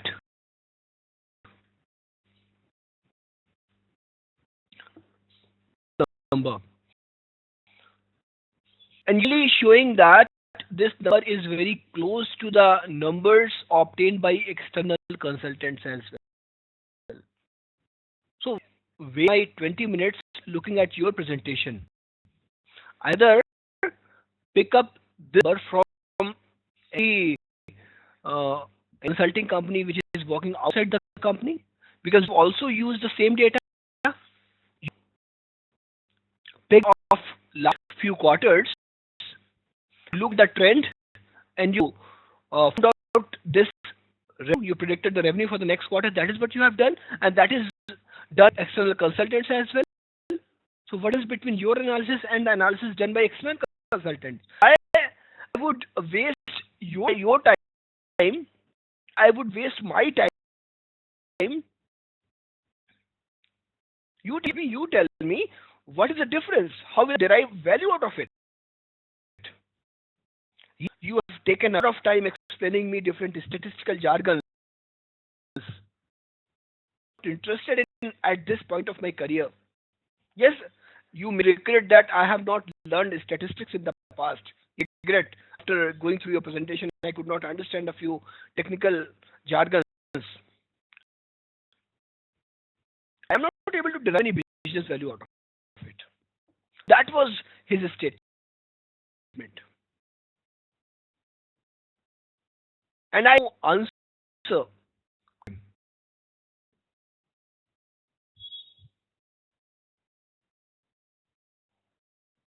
What questions he asked me.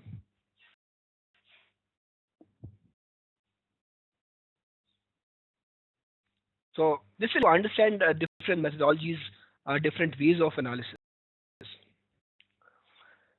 So a very pertinent question is the difference between you and a person who is sitting outside the company. Have access to all the internal data of the company. Who is sitting outside the company, he does not have access to all that data. See the revenue numbers. He has access to the file. He granular details of financial numbers. Not have access to the details of operational number. He details to delivery numbers. Show those numbers.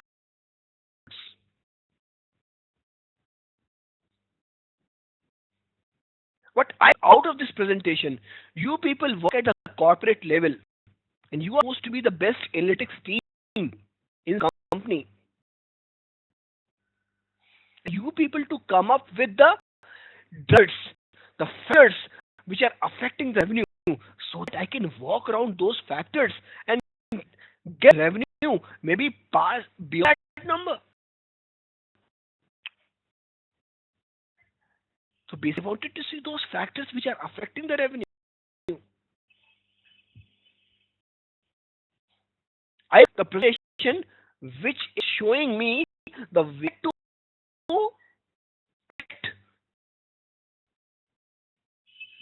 we have taken in the past and what measures were wrong. I have those kind of insights, and you are showing me this number. He asked me to do.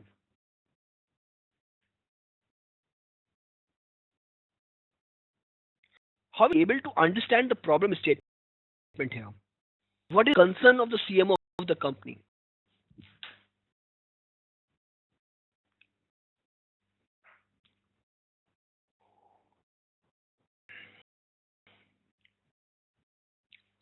So, like all of you have understood the basic problem which the company had.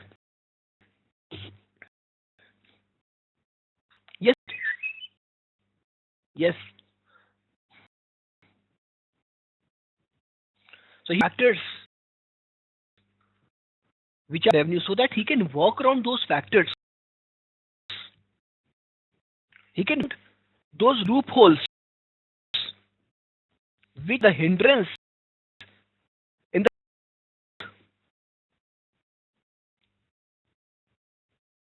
okay. If P is not working, what is actually working? That analysis he wanted me to do.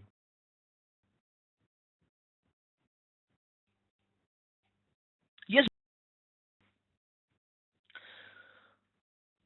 root. Yes.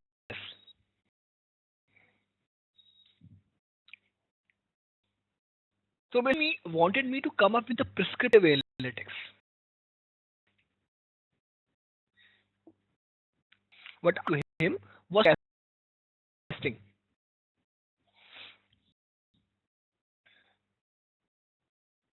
Looked at the data of the past, I trend, I extrapolated that turn for the future. That is what I did basically. And let you that which I did a lot of efforts, that of time. This it had its own importance. So uh, crap for sure. Meeting the expectations of the CMO, that was the thing. He was from a different company. He had perspective of the business, and he have seen better analysis, which I did. So first of all, I will explain you how forecasting can help. I presented that, so it's not entirely wrong as such. That because by the end of the quarter, that's of different sales people are also decided. Different business units are also decided. And prediction actually helps the company to decide those targets as well. Maybe for some random number, business wants to set targets based on empirical driven.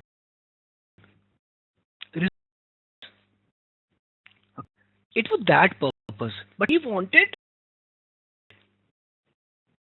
the analysis to be done at the level for different factors as well.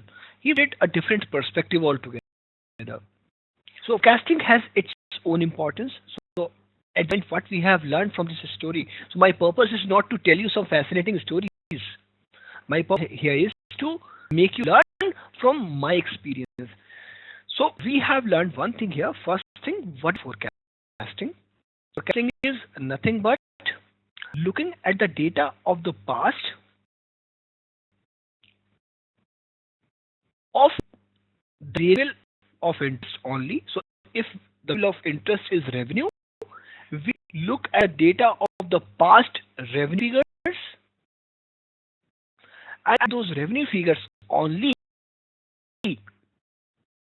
we trend, and the trend basically we extrapolate for the future. That is what we did do in forecasting.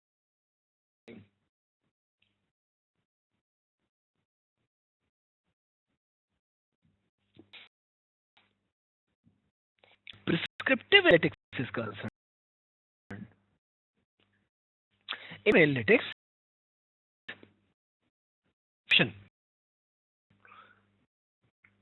you do go to any doctor, he will diagnose your problem. Diagnosing your problem, he'll go for different tests. Okay, then he will go. Analysis is all about the factors which are affecting the variable of interest. Here it is revenue. How to work around those factors. So it's not about only finding out those factors. It's about end-to-end analysis. It's pure play consulting. Your team come with the recommendations. Set explanatory recommendations that the company should go in this direction, in this way. Called prescriptive analytics.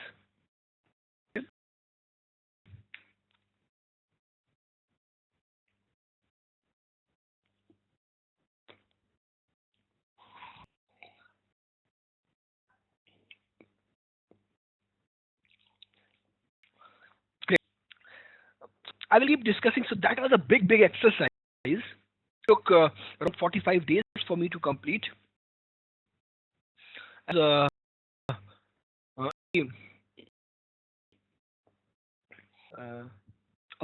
the temp future presentations. So it took around 45 days for me to come up with those things. So, and it was a very rigorous exercise.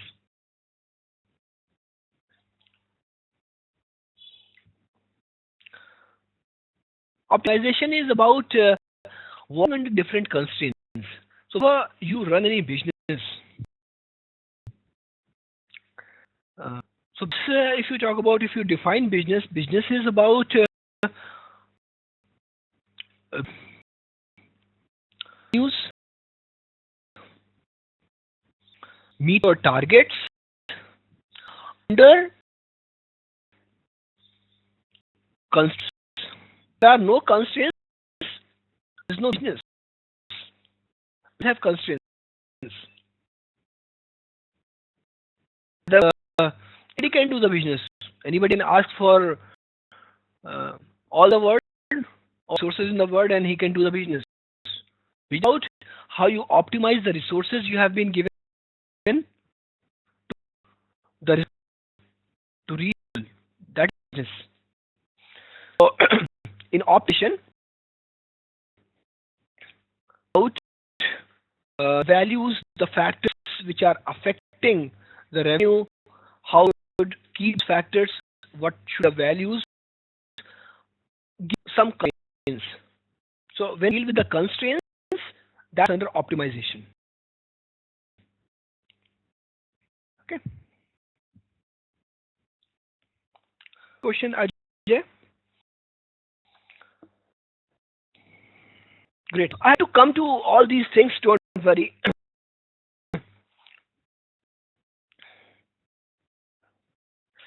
Saw the experience of you people. I saw this class as a whole. I saw that you people would be interested in these examples rather than occasions. So I'm taking these all concepts in a different way altogether. Okay, so I saw these one by one.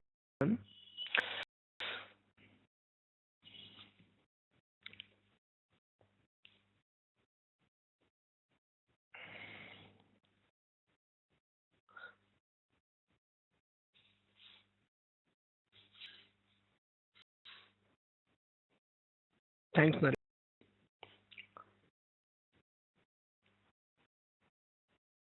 Supply chain analytics. In supply chain, we must be having people from industry as well, and you people must have seen chain as well. You optimize your resource. You need to optimize your equipment, inventory. Okay. So those of overstocking,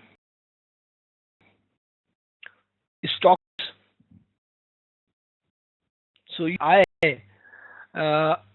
about the demand and supply, and accordingly to keep inventory, keep you way that it is goods, neither less goods, be able to meet the demand supply for the do a lot of analytics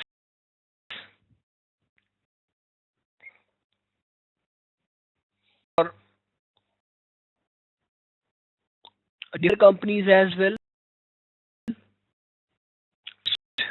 for optimizing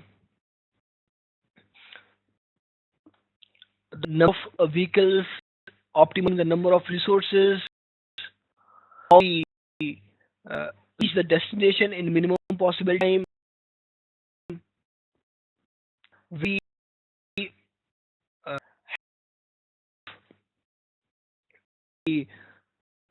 uh,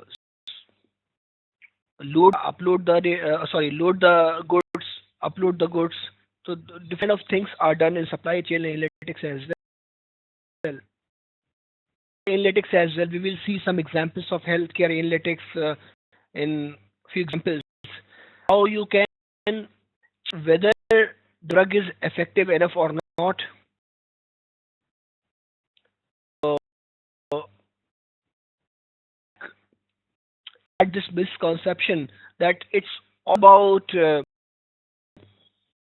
enough to and to molecules which produce the result, but later on they also had to depend on analytics, statistics.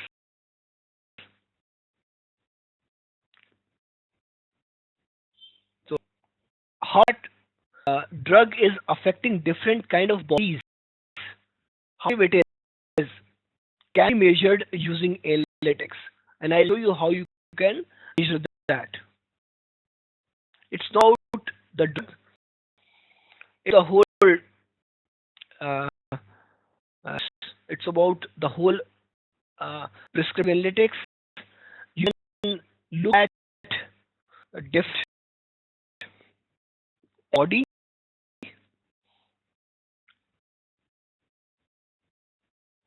and you predict how much that person will survive if he has been found with for example, if somebody has been found suffering with some checked for HIV and result comes out to be positive, you predict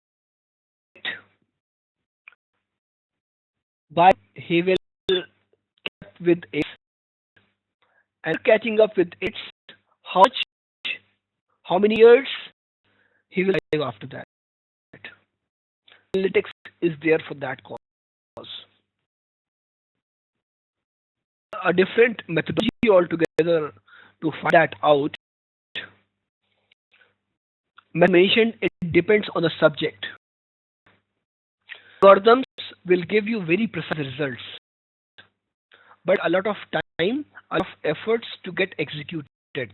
So algorithms take very little time, but the preciseness is not that good. Let's take two examples. Suppose you want to build an algorithm for the search engine. Say in Google engine, what do you prefer? You prefer very precise result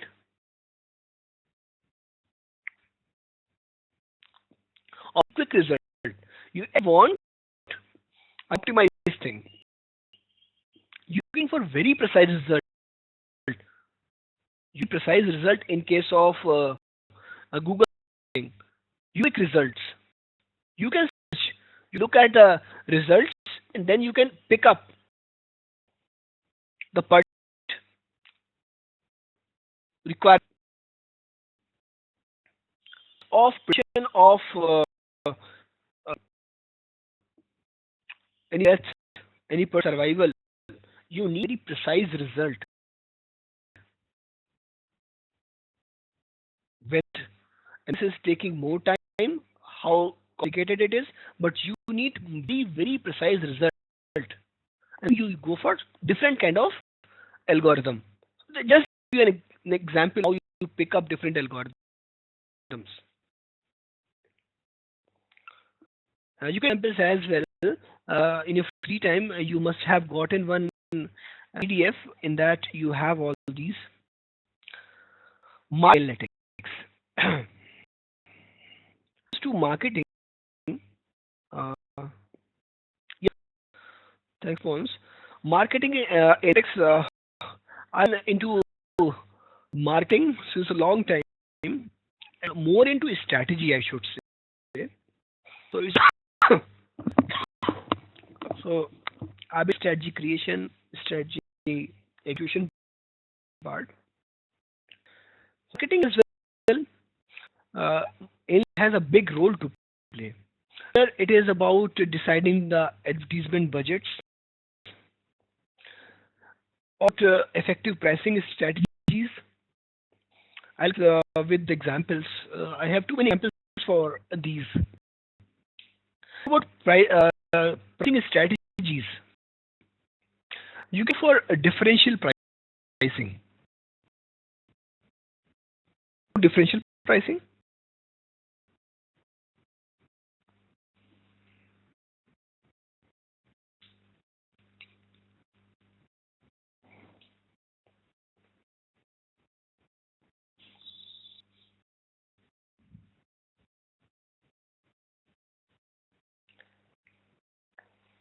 About differential pricing, but you might not have heard about this as a term. So this is about selling the same product to different people, different prices.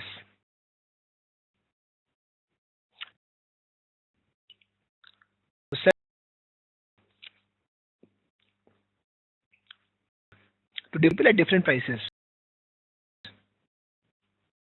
Like in airlines industry, you see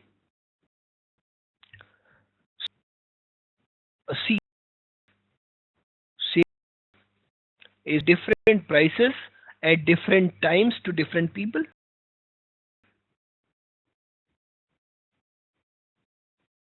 Okay. So you guide about the pricing strategies. Budgets.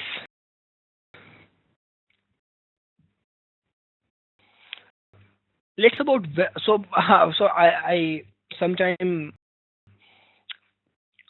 think so. I have seen around 3 people coming from very analytics background. Seen people who have some very good experience in analytics, which used to be called as Omniture. People call it Omniture. It's an awesome tool.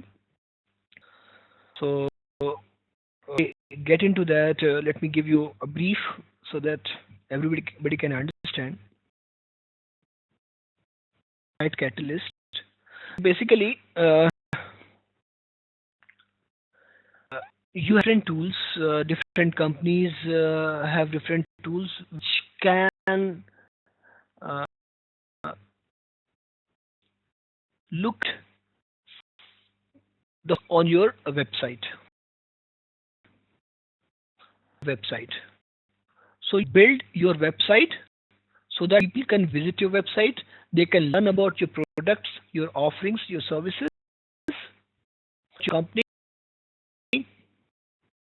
You may convert them into or what is the objective of building your website?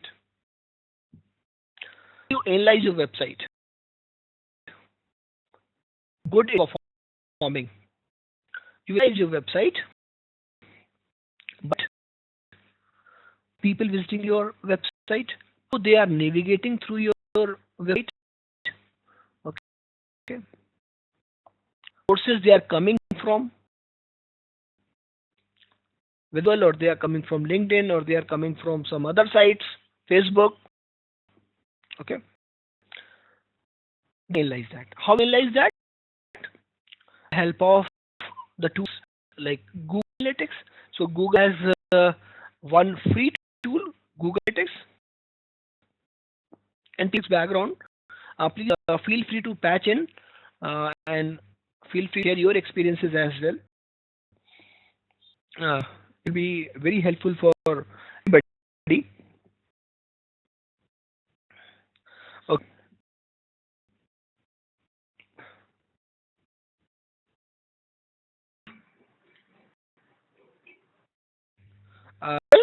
Okay, yeah. Great. So now I have gotten skeptical about it. Thank you so much.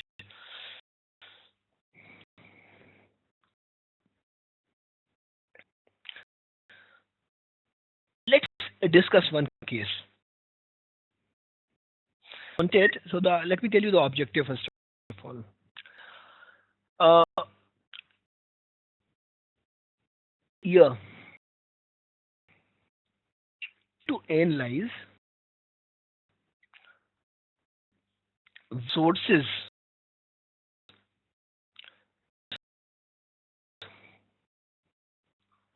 which will I on and it budgets across different marketing channels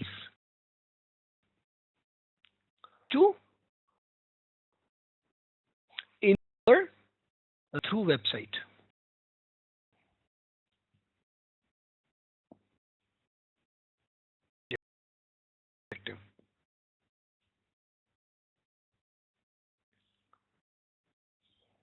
I'll tell you, this is again a real life scenario. I went through the gated project.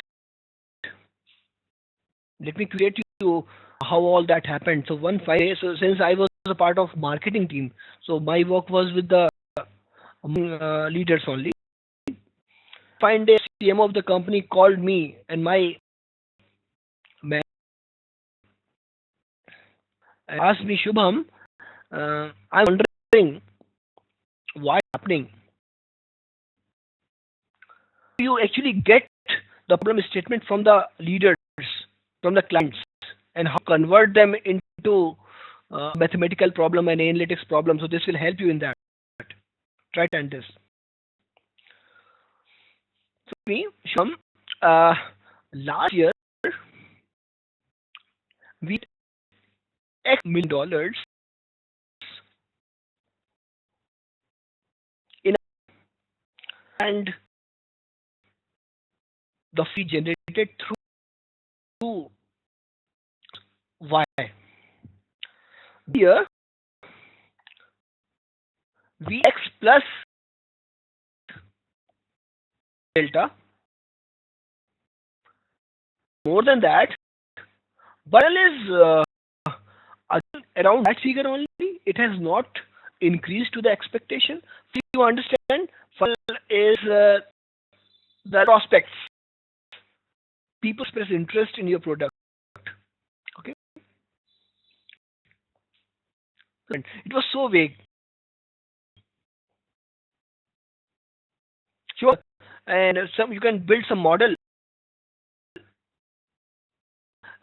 Top and end people they don't understand too much about analytics, but they have this idea that I can build some model, some method thing I can do for them, and that will give me the results.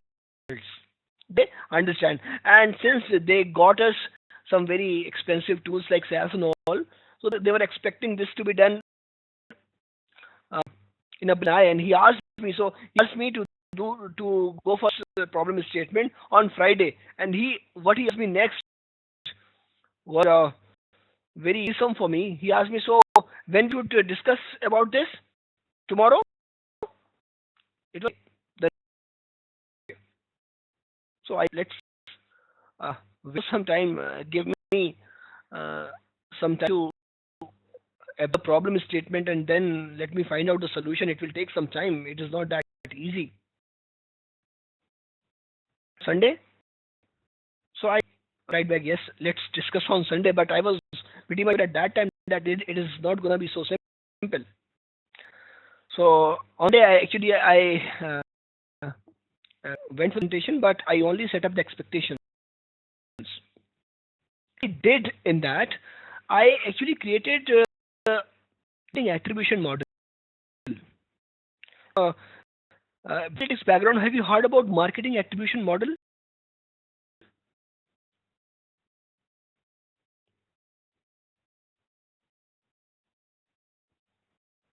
Modeling.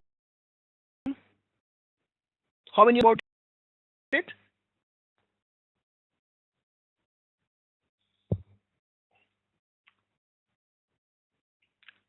Problem. Let me discuss this.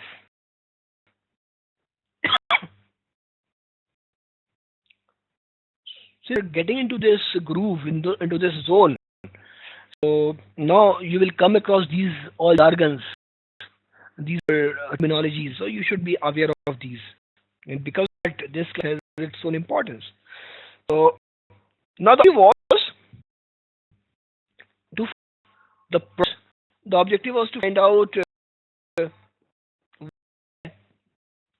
not performing to the expectations. So first thing which I thought, so I problem into the piece. So first I broke the problem into first piece. The first was to analyze people coming from different sources, people coming from different marketing channels, how they are coming from.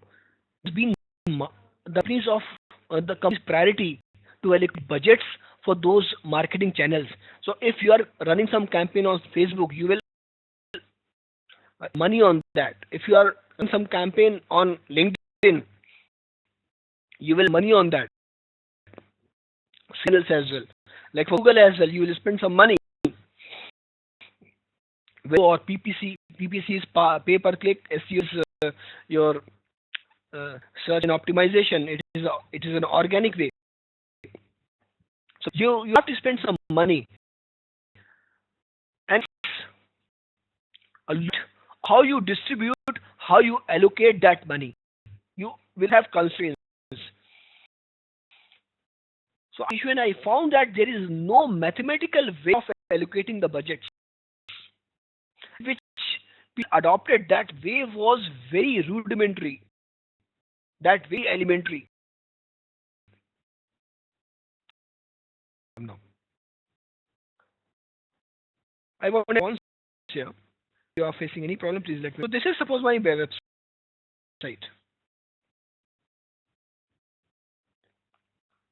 This is one visitor coming to Facebook.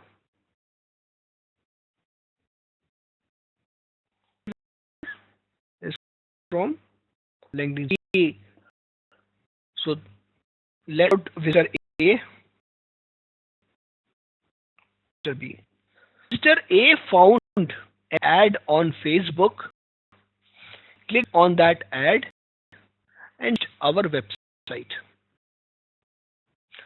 B found an ad, some banner about the, he clicked on that, landed on our website. Okay. If you want to distribute, you can get the data for many. So if you want to distribute say $100, say, and the third one is say Google, 3 marketing channels, is how we can distribute these $100 across these 3. Tell me about it. Before answer is not that simple. Think of it.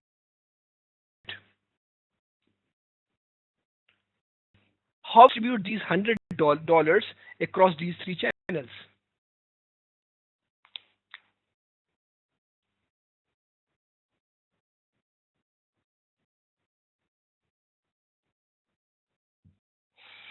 So I'm saying it depends how many customers are coming from. So if customers coming from Facebook, 40 from say 45 coming from LinkedIn, and say 20 coming from Google.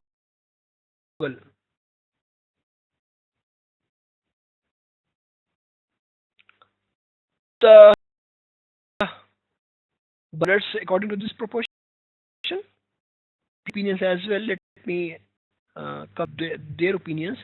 Understand the number of users from each channel. Okay.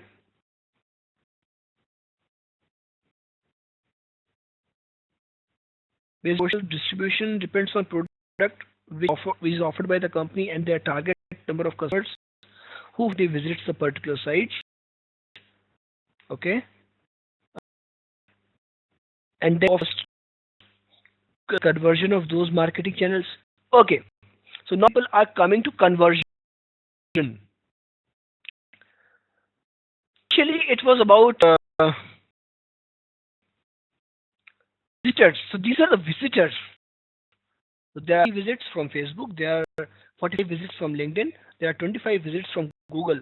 Now people are talking about the content. So what they are saying that of these 30 visits, 10 visits options. So different students also visit different companies. I'm just talking about the real life scenario, and that I am coming up with these facts. So there are people who are visiting your website for their career related questions or that queries.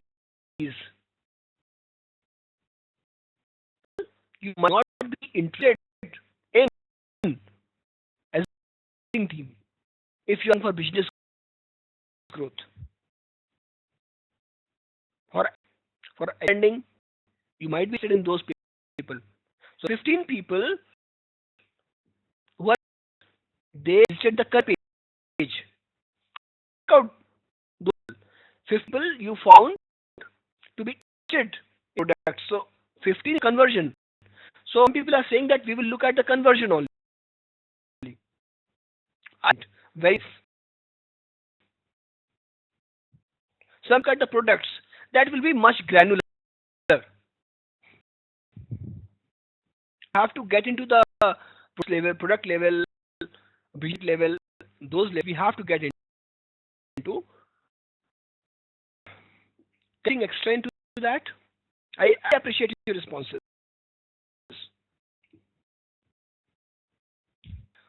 I need to keep participating in these questions.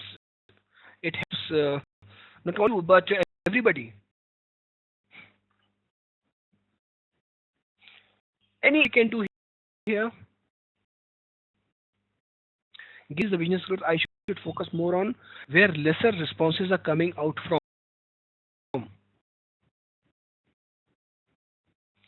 So, saying, let me put forth his point of view in a different way. If interested in my business growth, I avoid those which are giving me lesser or lesser number of conversions.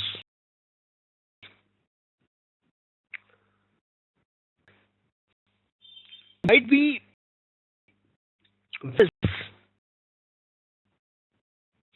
able to leverage those channels in the best possible way. By your point, Girish. Wonderful point.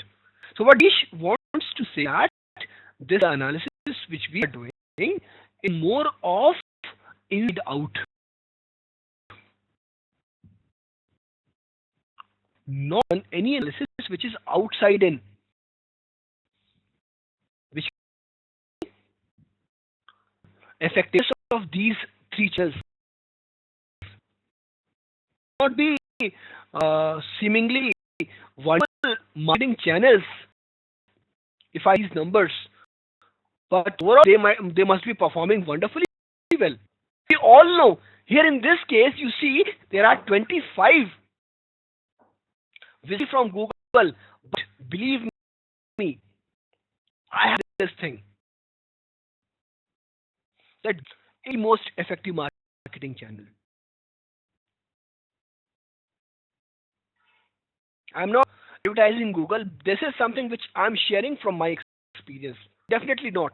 I'm not advertising Google, but people who are from this background, they will also agree with me. This is aspect. Thank you so much with this aspect. So Google is Google engine. On Google engine, you see when you type any query, you see two types of results. There are ads or say sponsored results, and there are results which come out from organic search, for which no one has to pay. They only need to make their website relevant, that SEO part, which is PPC, pay per click. Marketing has SEO and PC. For in that for each keyword you have to bid. That's a part altogether. But with different perspectives, which I looked into, nobody came up with that. I've been waiting for that response,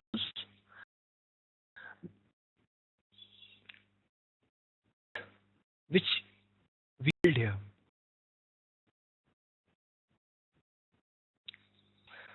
SEO is search engine optimization. In search engine optimization, you make the pages of your website to the relevant keywords. You keep font, you keep of your website relevant enough for the people so they can find website on the first few pages in the search results. Okay. Let me know if you don't agree with me, people who have some experience. Because actually, SEO background, yes, I have dealt with SEO teams as well. So, but I do SEO. I do PPC. Yes, I handled the accounts of Kellogg's and Toyota a time back. Um, SEO is not something which I have done, but yes, I have handled the team, so I'm sharing that thing. Yeah. Yeah. So, the base which we built for this discussion, I don't agree with this base. The base, we are looking at people who are coming from different channels like this. Think about A. So, this is important. I have your attention here for 1 minute. Look at A. He's listing your website from a platform called Facebook. And observe this thing.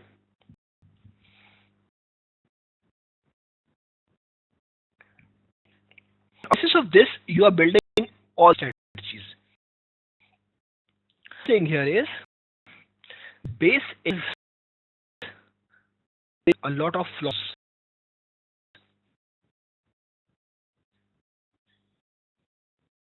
Analyzing is wrong. You end up giving credits. Here, the attribution, how attribute the success of the website to different channels. But it land up making a conclusion if you use the methodology wrong. Why I say so? A. Turned 1 day back. Okay.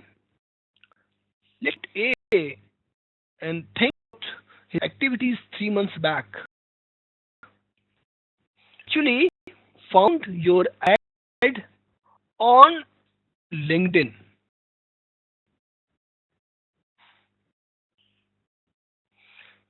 Back, he found a very enticing advent of your website, of your products, of your services on LinkedIn.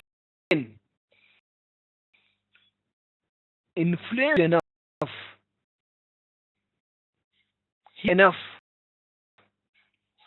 enticed enough to click on that link and land on your website through LinkedIn.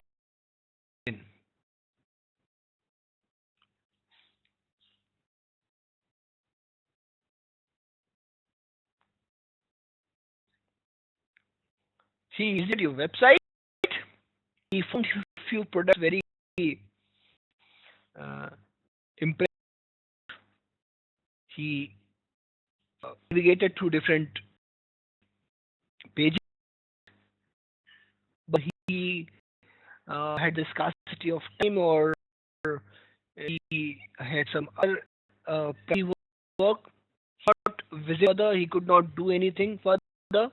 He closed the website, came out of the website. He out of the website. This technology which is used, bounce off.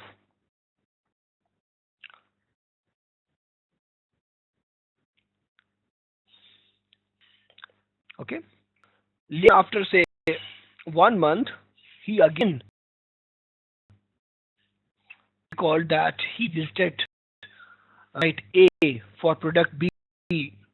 That site was pretty good. What he typed on Google about website about that product. On Google, he found the website, and he found that website, and he again visited your website. Not do anything at that time, because to buy a product, you actually go for calculations. Yes, bounced it. Numbers here as well. It has found that a youth person, a young person, I mean to say, a person of age between 25 to 30,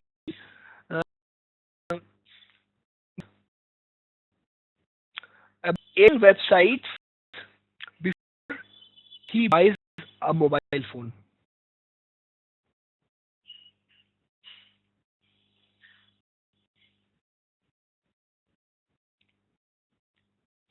So in marketing channels, different uh,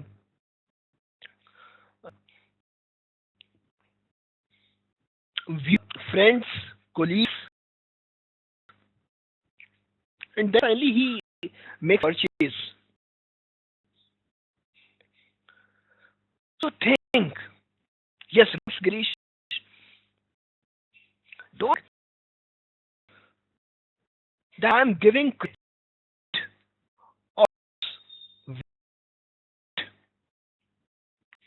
to only if I'm giving the credit to Facebook only, we are going for a big mistake.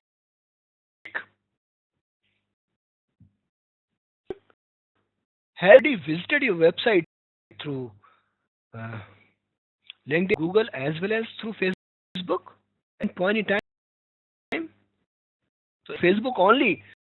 Yeah, Facebook is the last touch point. Point has its own importance, but this point we forget. I think it's very similar football match. He hits the ball in goal post. People who has the ball to the striker, the balls, the whole ground. One single person, one striker does not do the all.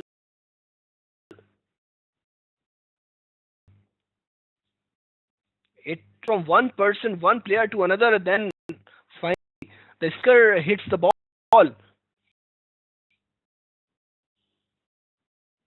Credit only to the striker. Credit in different people who were involved in that goal. Note from LinkedIn and Google as well. So now about this problem statement from a different perspective altogether. You to build a model with probabilistic attribute modeling model.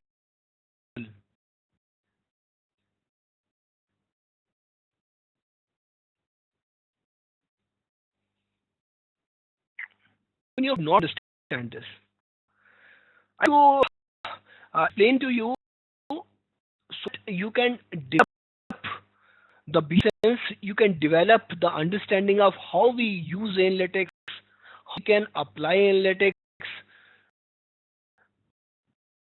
fields, and you about these things. Your friends, when now you are a part of an analytics,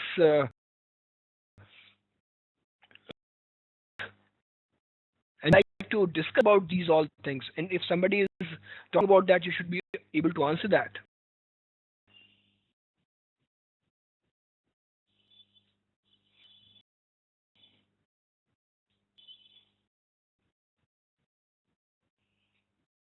The USP of the product website. Come here.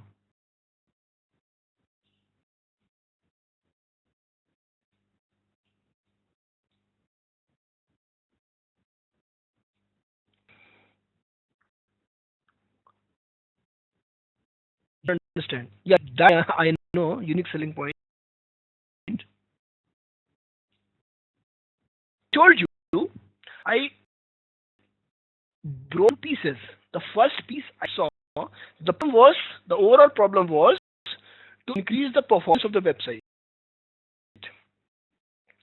So I problem into pieces. The first piece I was discussing. The first piece was people are visiting our website. Discussing.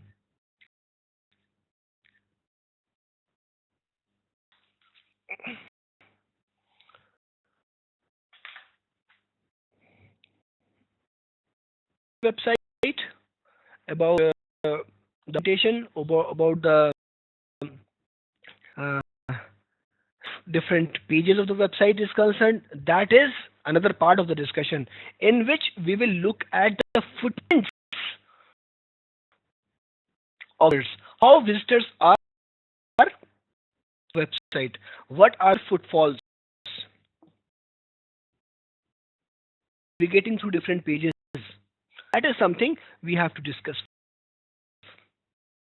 One more, those are again.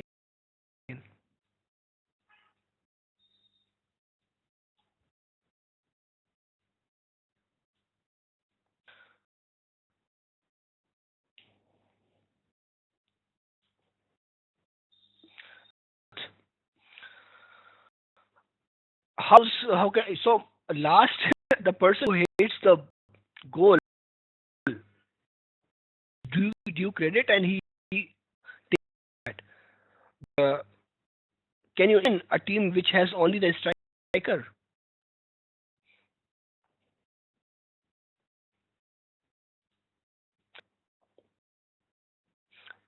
I'm not suggesting to invest in all the websites where the company can advertise.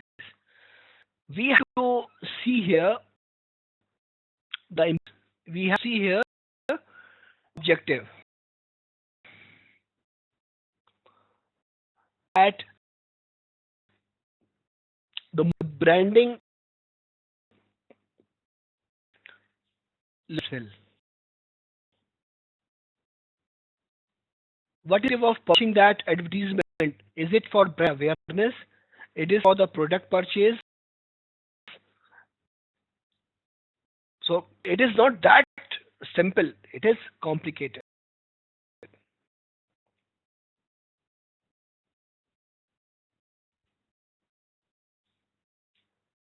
Difficult to track. You have some awesome tools like Omniture to track these all. And from Omniture, there is another tool called Google Analytics Premium tool.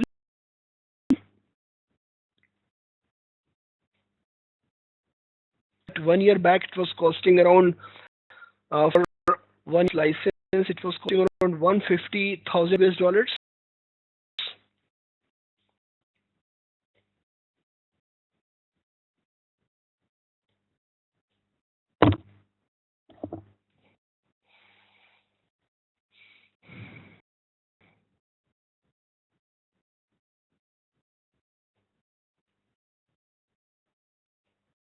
Let us know. I talk. So this term, let me tell you, Girish, it was holistic marketing attribution modeling.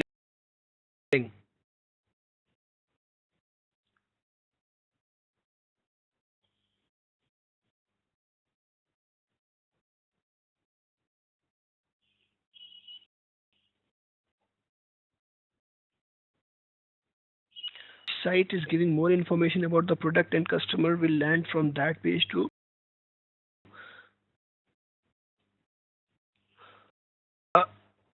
understand your question. Does that mean which site is giving more information about the product and customer will land from that page to older to order that?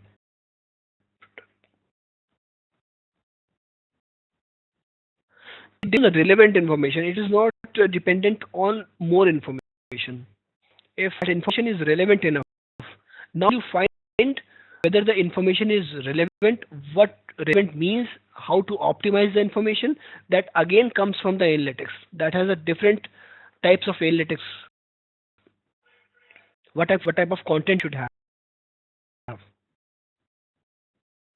Okay.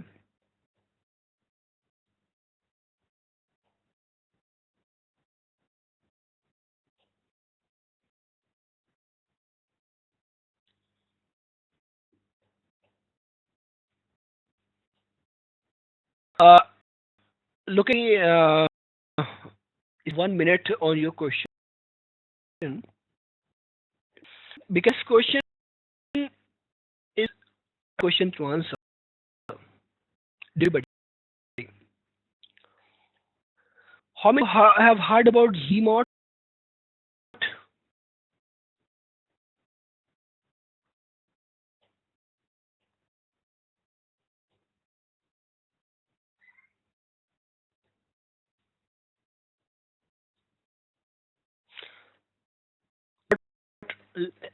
If you put on Google, you easily find it. It is a word defined by Google only.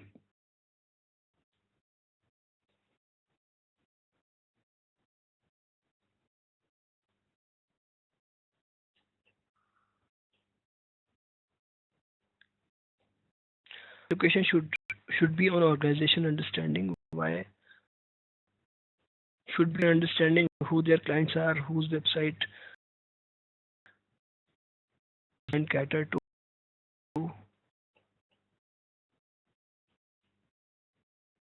They will always have its is for sure. Google, you will find zero moment of truth. An application with zero moment of truth.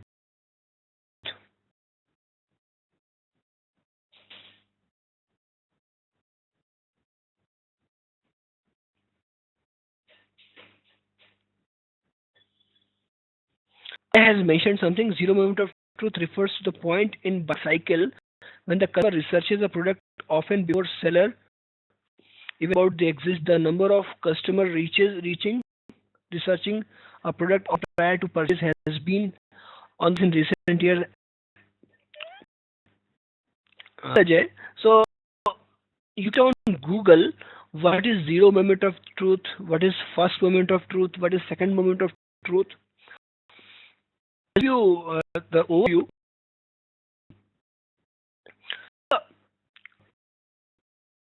Even buy any product, you don't.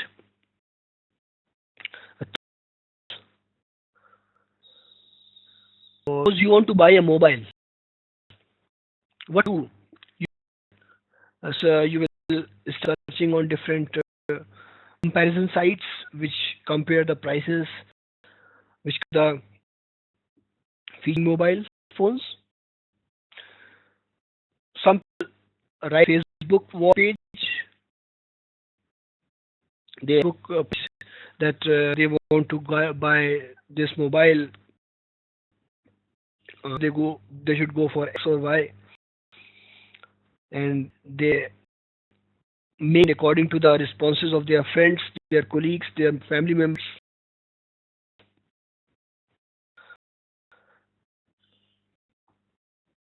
Someone goes through different thoughts and he knows when he make the decision to buy. Nowadays, the exposure of money has increased. Because of the availability of credit cards, the availability of other options, so people can buy anything at any time. Depend as well. This is scenario right now. To catch hold of that at all, you must have seen that if you visited some website sometime back interested in SaaS, so some people must have visited SaaS website. You will see an ad. Whatever you will visit, you that ad will keep following you.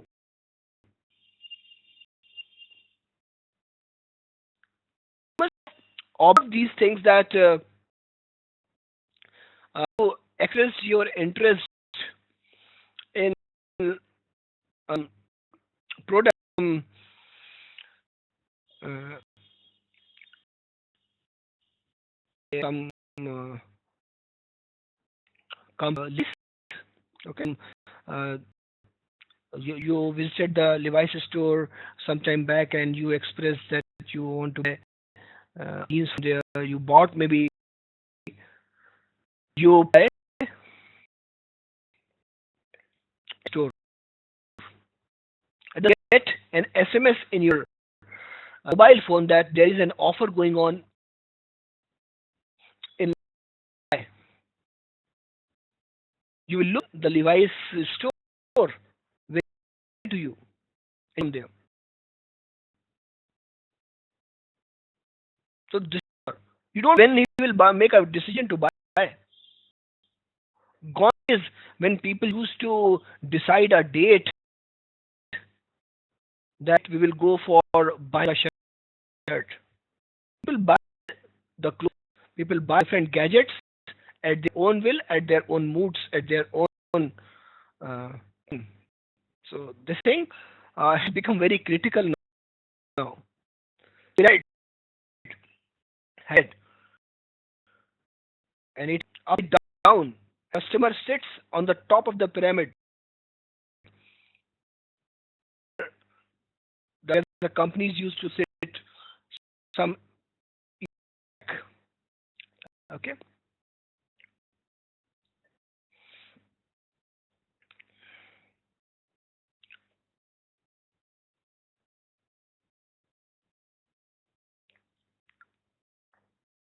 Words to this feature. Which feature?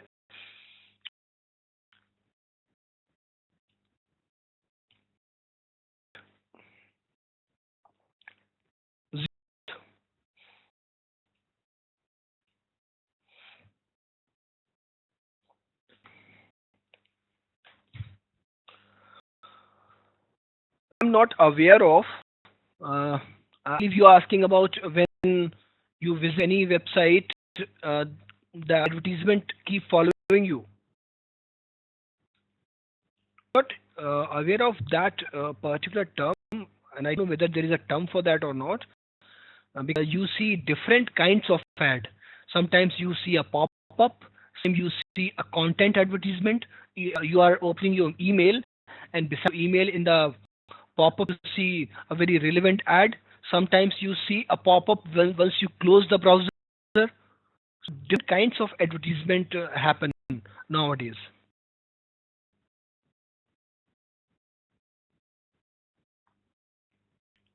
Okay, notification. I'll check that. So letting me know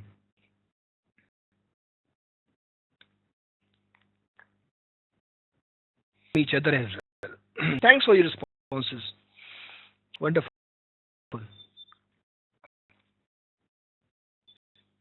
Anybody so far?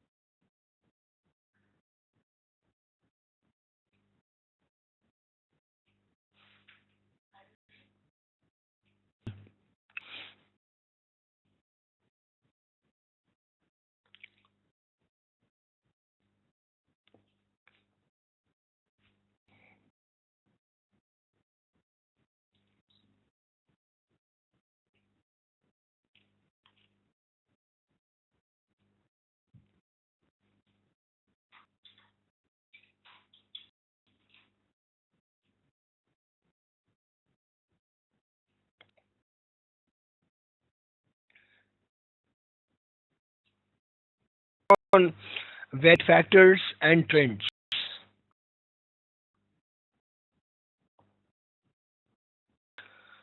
To actually solve that problem, to build a probabilistic attribution model, would need the understanding of Bayes' theorem. Bayes' theorem actually the relationship between different conditional probabilities.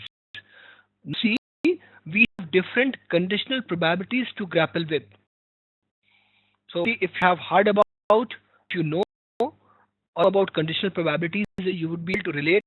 If you don't know, I will be taking a probability separately. I have a huge amount of time on probability, but yes, I will not leave any void. So I'll be discussing probability and conditional probability. Then it will be discussed. I'll be building the model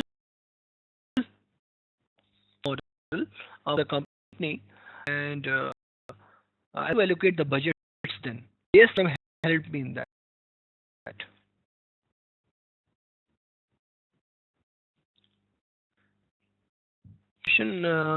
Nikhil, or you something else? I'll try to rephrase. Switch.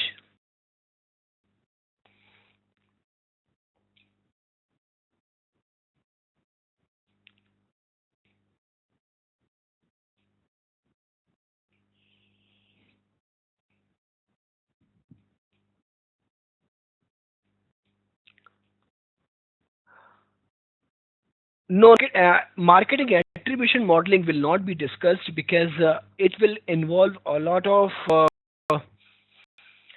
guns of web analytics that I don't want to get into. But yes, Bayes' theorem will be discussed. The technique, the Bayes technique will definitely be discussed.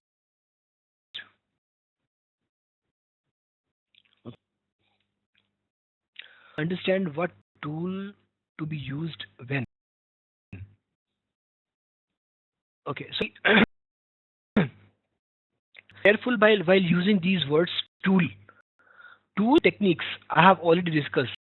So tools, if you have SAS, you can use SAS. Is undoubtedly the market leader. If you can use R facility to techniques, I believe is yeah. I understand what you want to ask. Yeah. So you should use technique. The word technique. Which technique I should use? So technique there is Bayes' theorem. Your question is very relevant. It's a good question. So you should go for technique. You should whether you should go for Bayes' theorem, or you should go for decision trees, or you should go for regression factors that I have discussed. It depends on two factors. First thing, data you have. You can't apply all the techniques on all the kinds of data because different kinds of techniques will have their prerequisites. Data is meeting that prerequisites, you will apply that technique. Sometimes what happens, you see techniques which are meeting the prerequisites, and you can try any of those techniques. But output which you want to see is different from different techniques. Now it will depend on the business requirement. You will think which is meeting your business requirement. The example which I gave you, in that example, I had to calculate the probability values for different deals. So it's not only probability. I could have found out the probability using some other techniques as well, but I went for CART because CART was giving me those rules. Because about the probability, I was actually finding out what went good and what went bad as well. I want to find out the best practices. That was the business objective. I went for CART in that case. Other techniques which could have helped me with the probability value. Okay. Yeah, effectiveness as well. How? Yeah, so business objective will be aligned with the effectiveness part as well. Makes sense, Nikhil?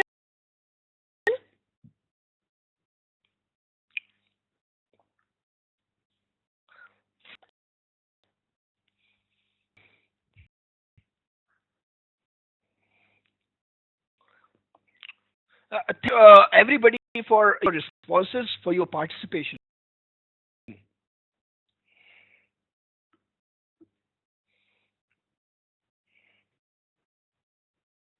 Related.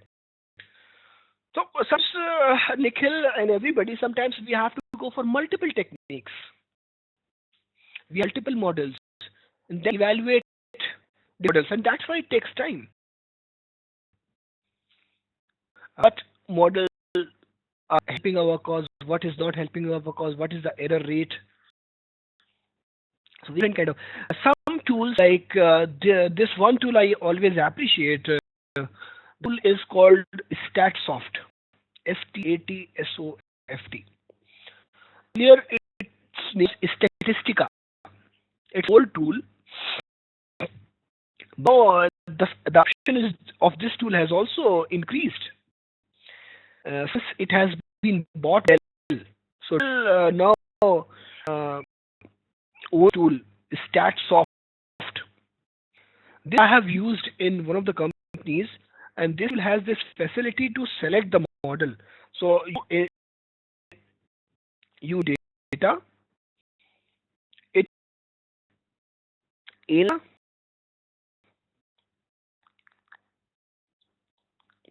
and on the data, it will suggest you that these two models, these two techniques are good for this model. It is something which interested me because I was dealing with a relatively less experienced team. So I had people with experience, but to uh, results from those people only. So first people, this uh, a lot.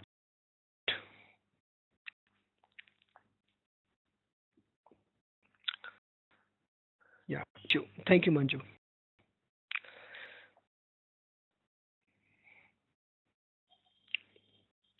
course, analytics.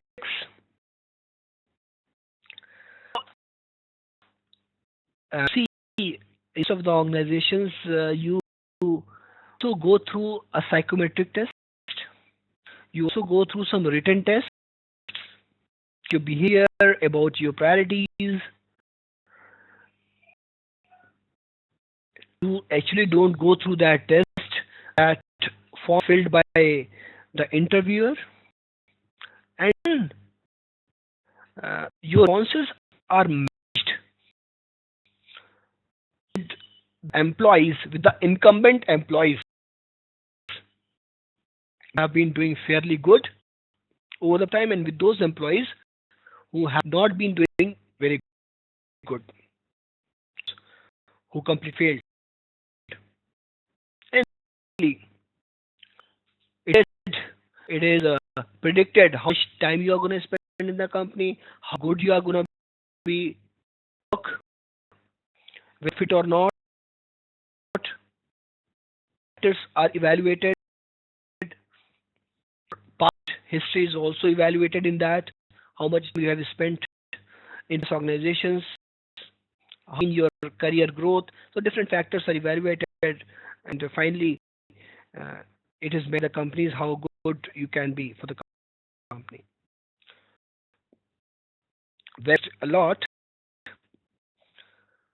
And case studies you can go through.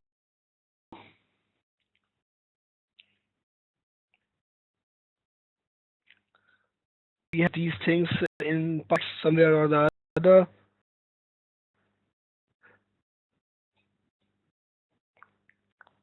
Big thing I want to take up.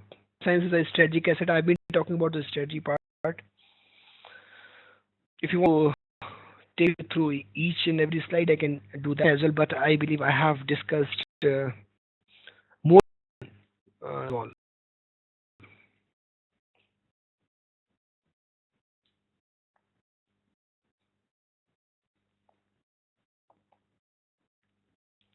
Don't worry. Please go through before coming to the next class. I will always have this assumption that you have gone through these lectures. Sometimes what happens, I'll pick up some example.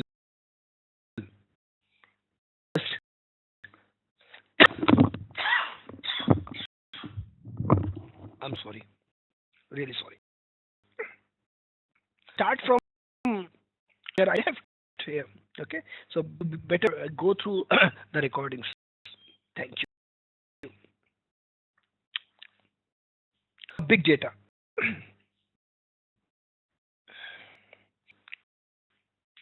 So big data, if you talk about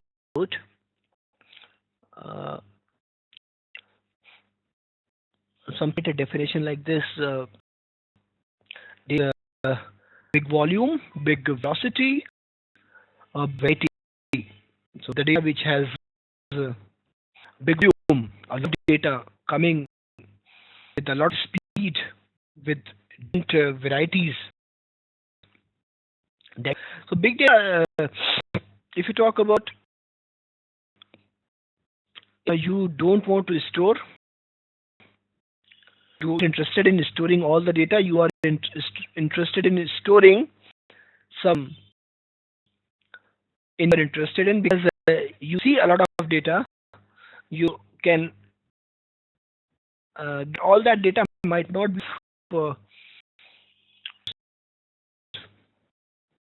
what you will do, you slice and dice the data and you analysis for different parts and then aggregate. So I'm giving you the overview.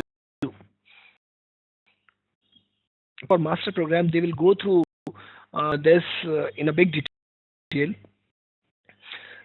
There was like Hadoop. Hadoop has the ability to slice and dice the data, divide it into different pieces. You know these terminologies: pig, hive. And slicing and dicing the data, you do the analysis for each and every part, and then finally you aggregate and the overall result. So SET or any other analytical tool sits on top of big data analytics tools. Nowadays is coming up with something very nice.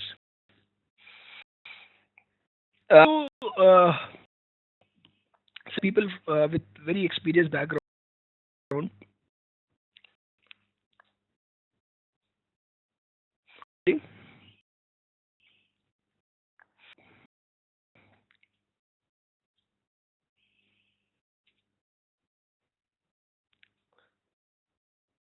No, in this course, big data knowledge is not required.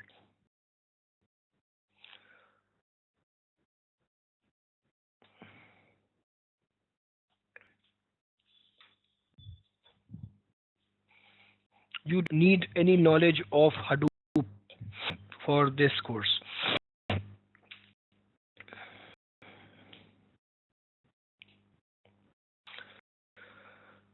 If you have heard about the part of G with Southwest Airlines,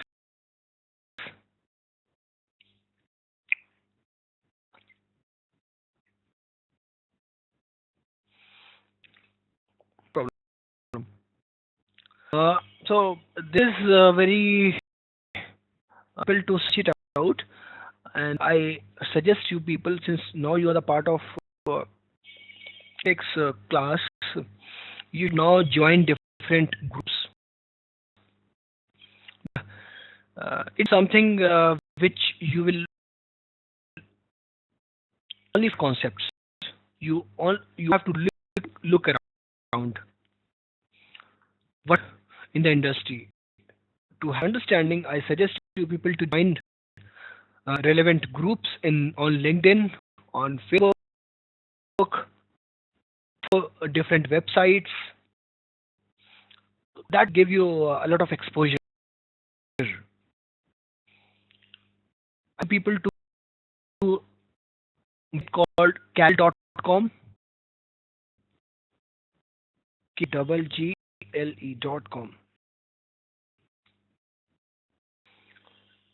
on different organizations, different people put forth real life problems, and they're solving that. So you see different competitions over there. You can register yourself for different competitions. But I suggest you people to uh, go those problem statements. Look for what has been going in the history. Solving. Okay. So you should be as curious as possible, and that's why I appreciate your questions as well. Okay. So go those kind of things. Ask me, not in any concept. Suppose I'm teaching some concepts like chi-square test, and you come up with some big data question that will not make sense. Maybe at the start of the class or by the end of the class, discuss these things. It will help everybody. Okay.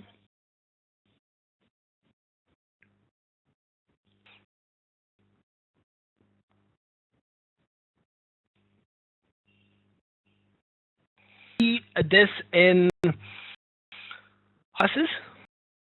That'll give you an idea.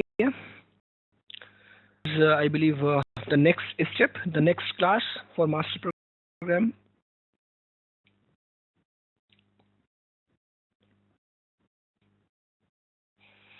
R sit on top of Hadoop. You get the data out of Hadoop, and data is then analyzed using as an R. So statistical modeling is not done on Hadoop. That is not a preferred tool for that. We ask for that.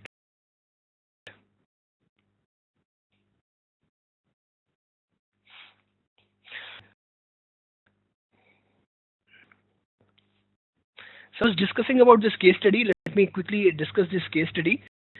I also want you to help you. I also want you people to help with the installation of R, because it has been all talking. We did some fascinating stories and all in today's class, and it has its own importance. But from tomorrow onwards, it will all be hands-on. Helping you with that as well very quickly. So, so I'll be discussing one case here. So light one to take some destination A and reaches a destination B. During learning, it produces a huge amount of data.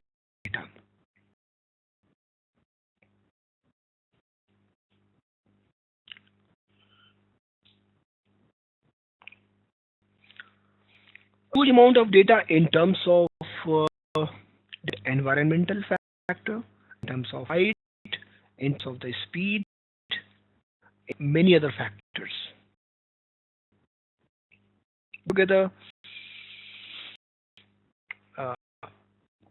you should have this idea that it produces a lot of data. And one flight of an airlines of craft, it's a lot of fuel as well.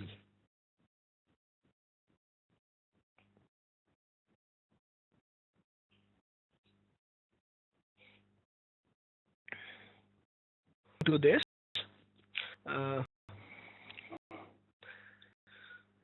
so what he is doing for Southwest Airlines,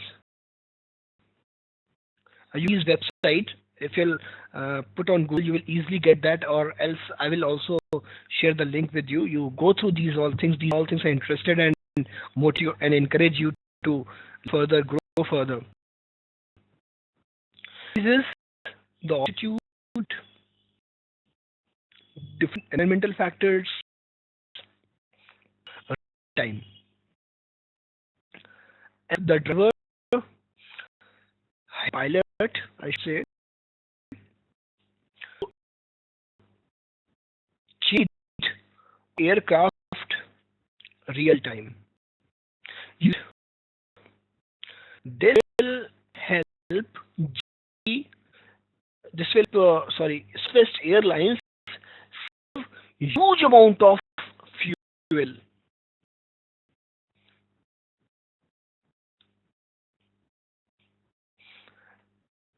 And the figure is around, I believe, 4 billion US dollars in a.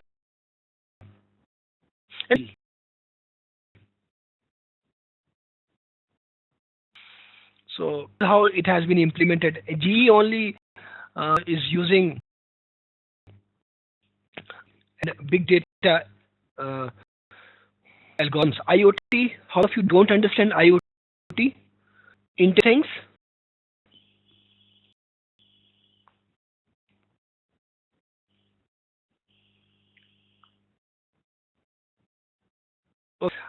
It is not a big deal. Instead of thing, but talking to each other.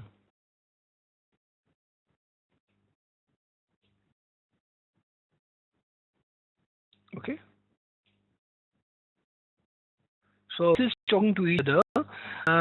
To give you a very simple example, suppose you have your grandmother sitting, staying at your home, and there's nobody else, and you have to go to office, and you want to keep a check on your grandmother. All this, if they're connecting and if they can talk to each other, suppose your grandmother opens the door of the fridge every after half an hour for drinking water.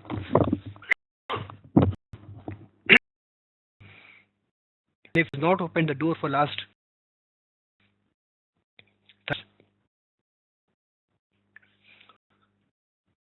miss,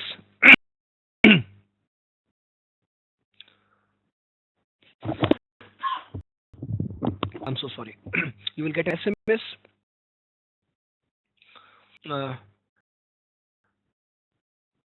from your refrigerator that your grandmother has not opened the fridge for last 1 hour, and they have to call your grandmother, ask her how good you're doing. So this is a very basic thing I just told you. So Internet of Things big way, like for their wind, what you call them, watches. So the bills, wind, just manually the diameter of the blades. So you have multiple windmills operating, reduce the power to get the power. It happens.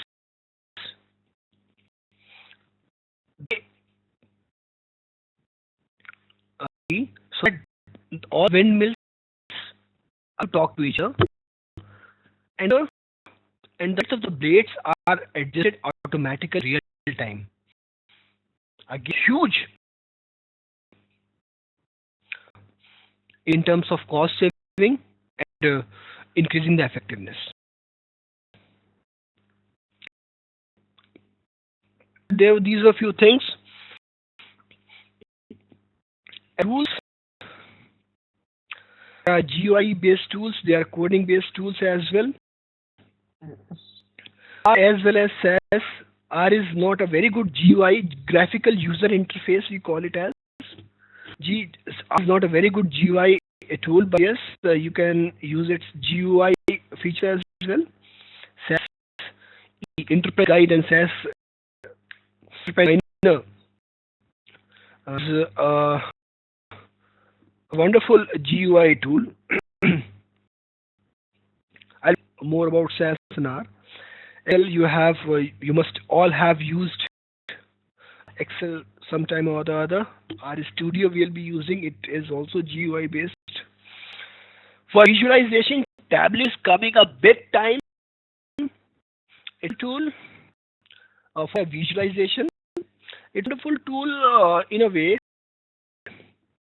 and integrate data from many sources at the same place. Produce some wonderful, very enticing, very effective visuals. That is very effective. Strategy is another visualization tool. That was all about I had to discuss with you people as a production. Let's come up with the question. Uh, just a minute.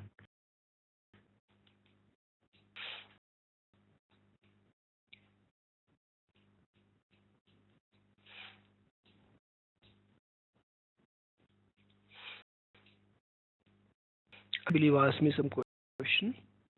Does SNR directly interact with Hadoop or do we need a language to interact with the database? So as well as our other analytical tools, we can seamlessly with Hadoop and as well legacy integrate R or SAS use the AIs of uh, Facebook and all. Okay.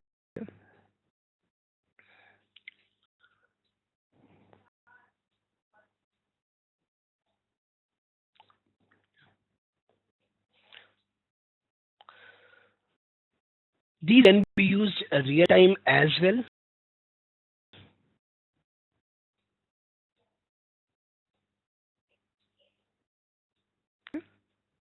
Use chat box only, that helps. I don't mind following up. Uh, to know more about big data, its tools, and its integration with SAS and R in big data classes. Uh, okay.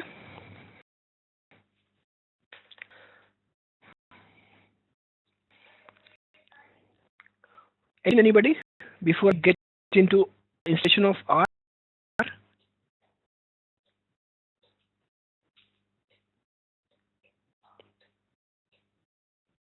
Let's quickly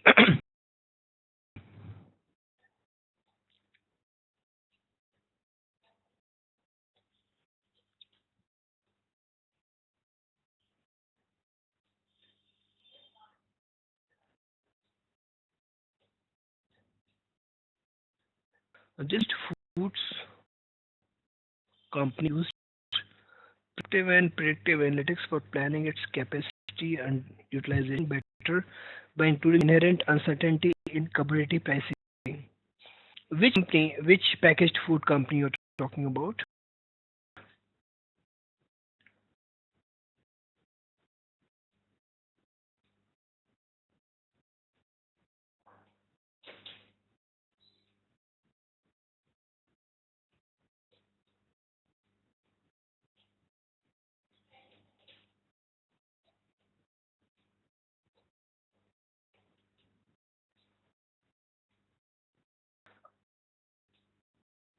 Okay, what is your question?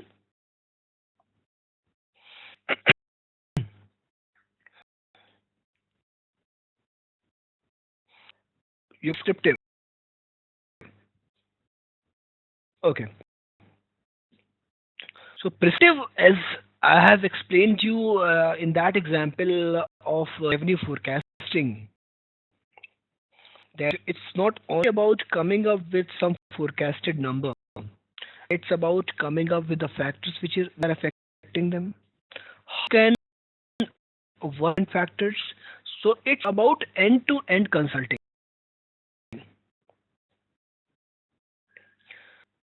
Okay, it is about coming up with the which are explanatory, which are every own. example, for in this case, the packaged food company uses prescriptive and predictive analytics for planning its capacity utilization, including the inherent uncertainty in the commodity pricing. So, this company using different predictive algorithms to what the demand. Secondly, they can procure the raw materials.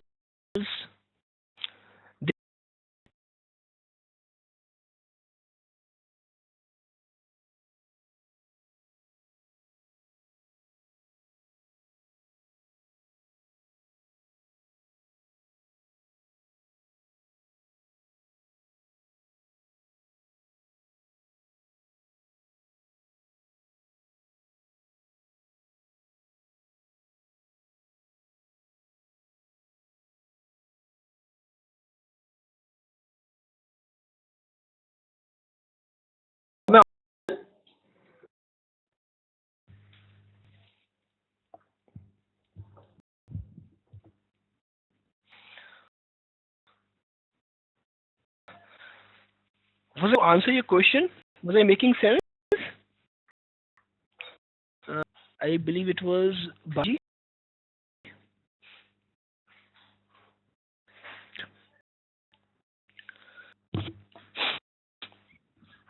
Okay. So since all of you are computer literate, we can learn to install R and then R Studio very quickly.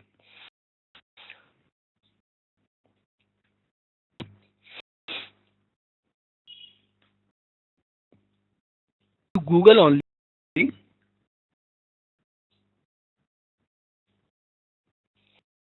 It is.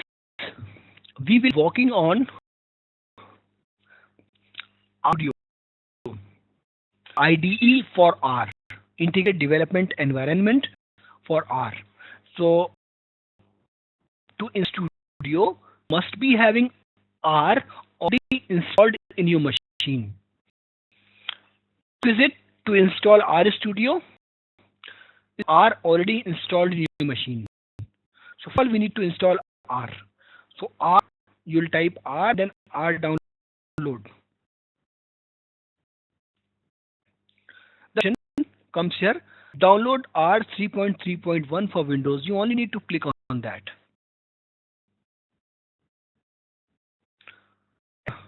Let's share the link of this as well. It's very simple. If link the page like this, the first option is download R 3.3.1 for Windows. So,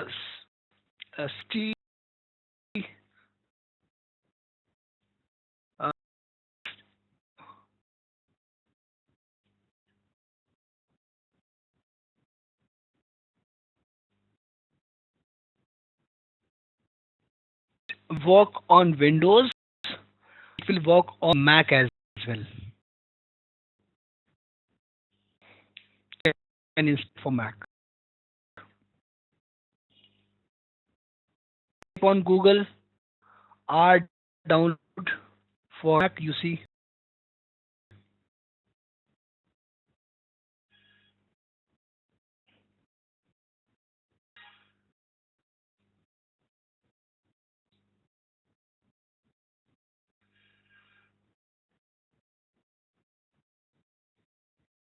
Yeah, okay.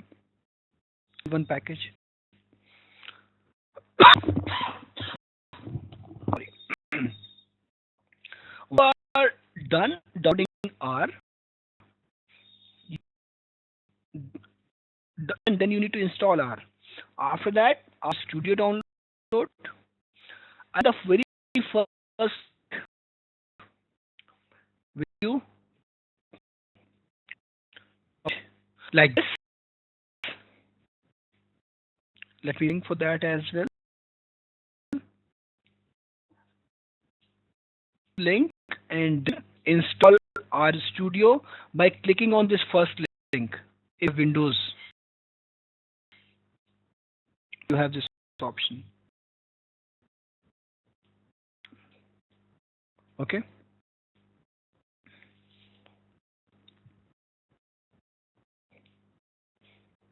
For both of these, I expect of you to get R installed in your machine, R Studio installed in your machine before coming to tomorrow's class. It will be some able to install on R Studio. If you could time for, because we will be spending and we will be frittering our time in doing something which is at all important. So this, urge, this is my uh, request. Install R and R Studio before coming to tomorrow's class, because it will all be hands-on and feel like left out if you don't install these two tools.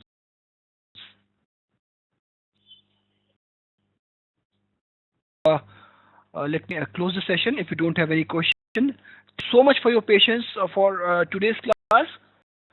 I know it was an introduction, but it has its own importance, which just can't be taken away. Thank you so much.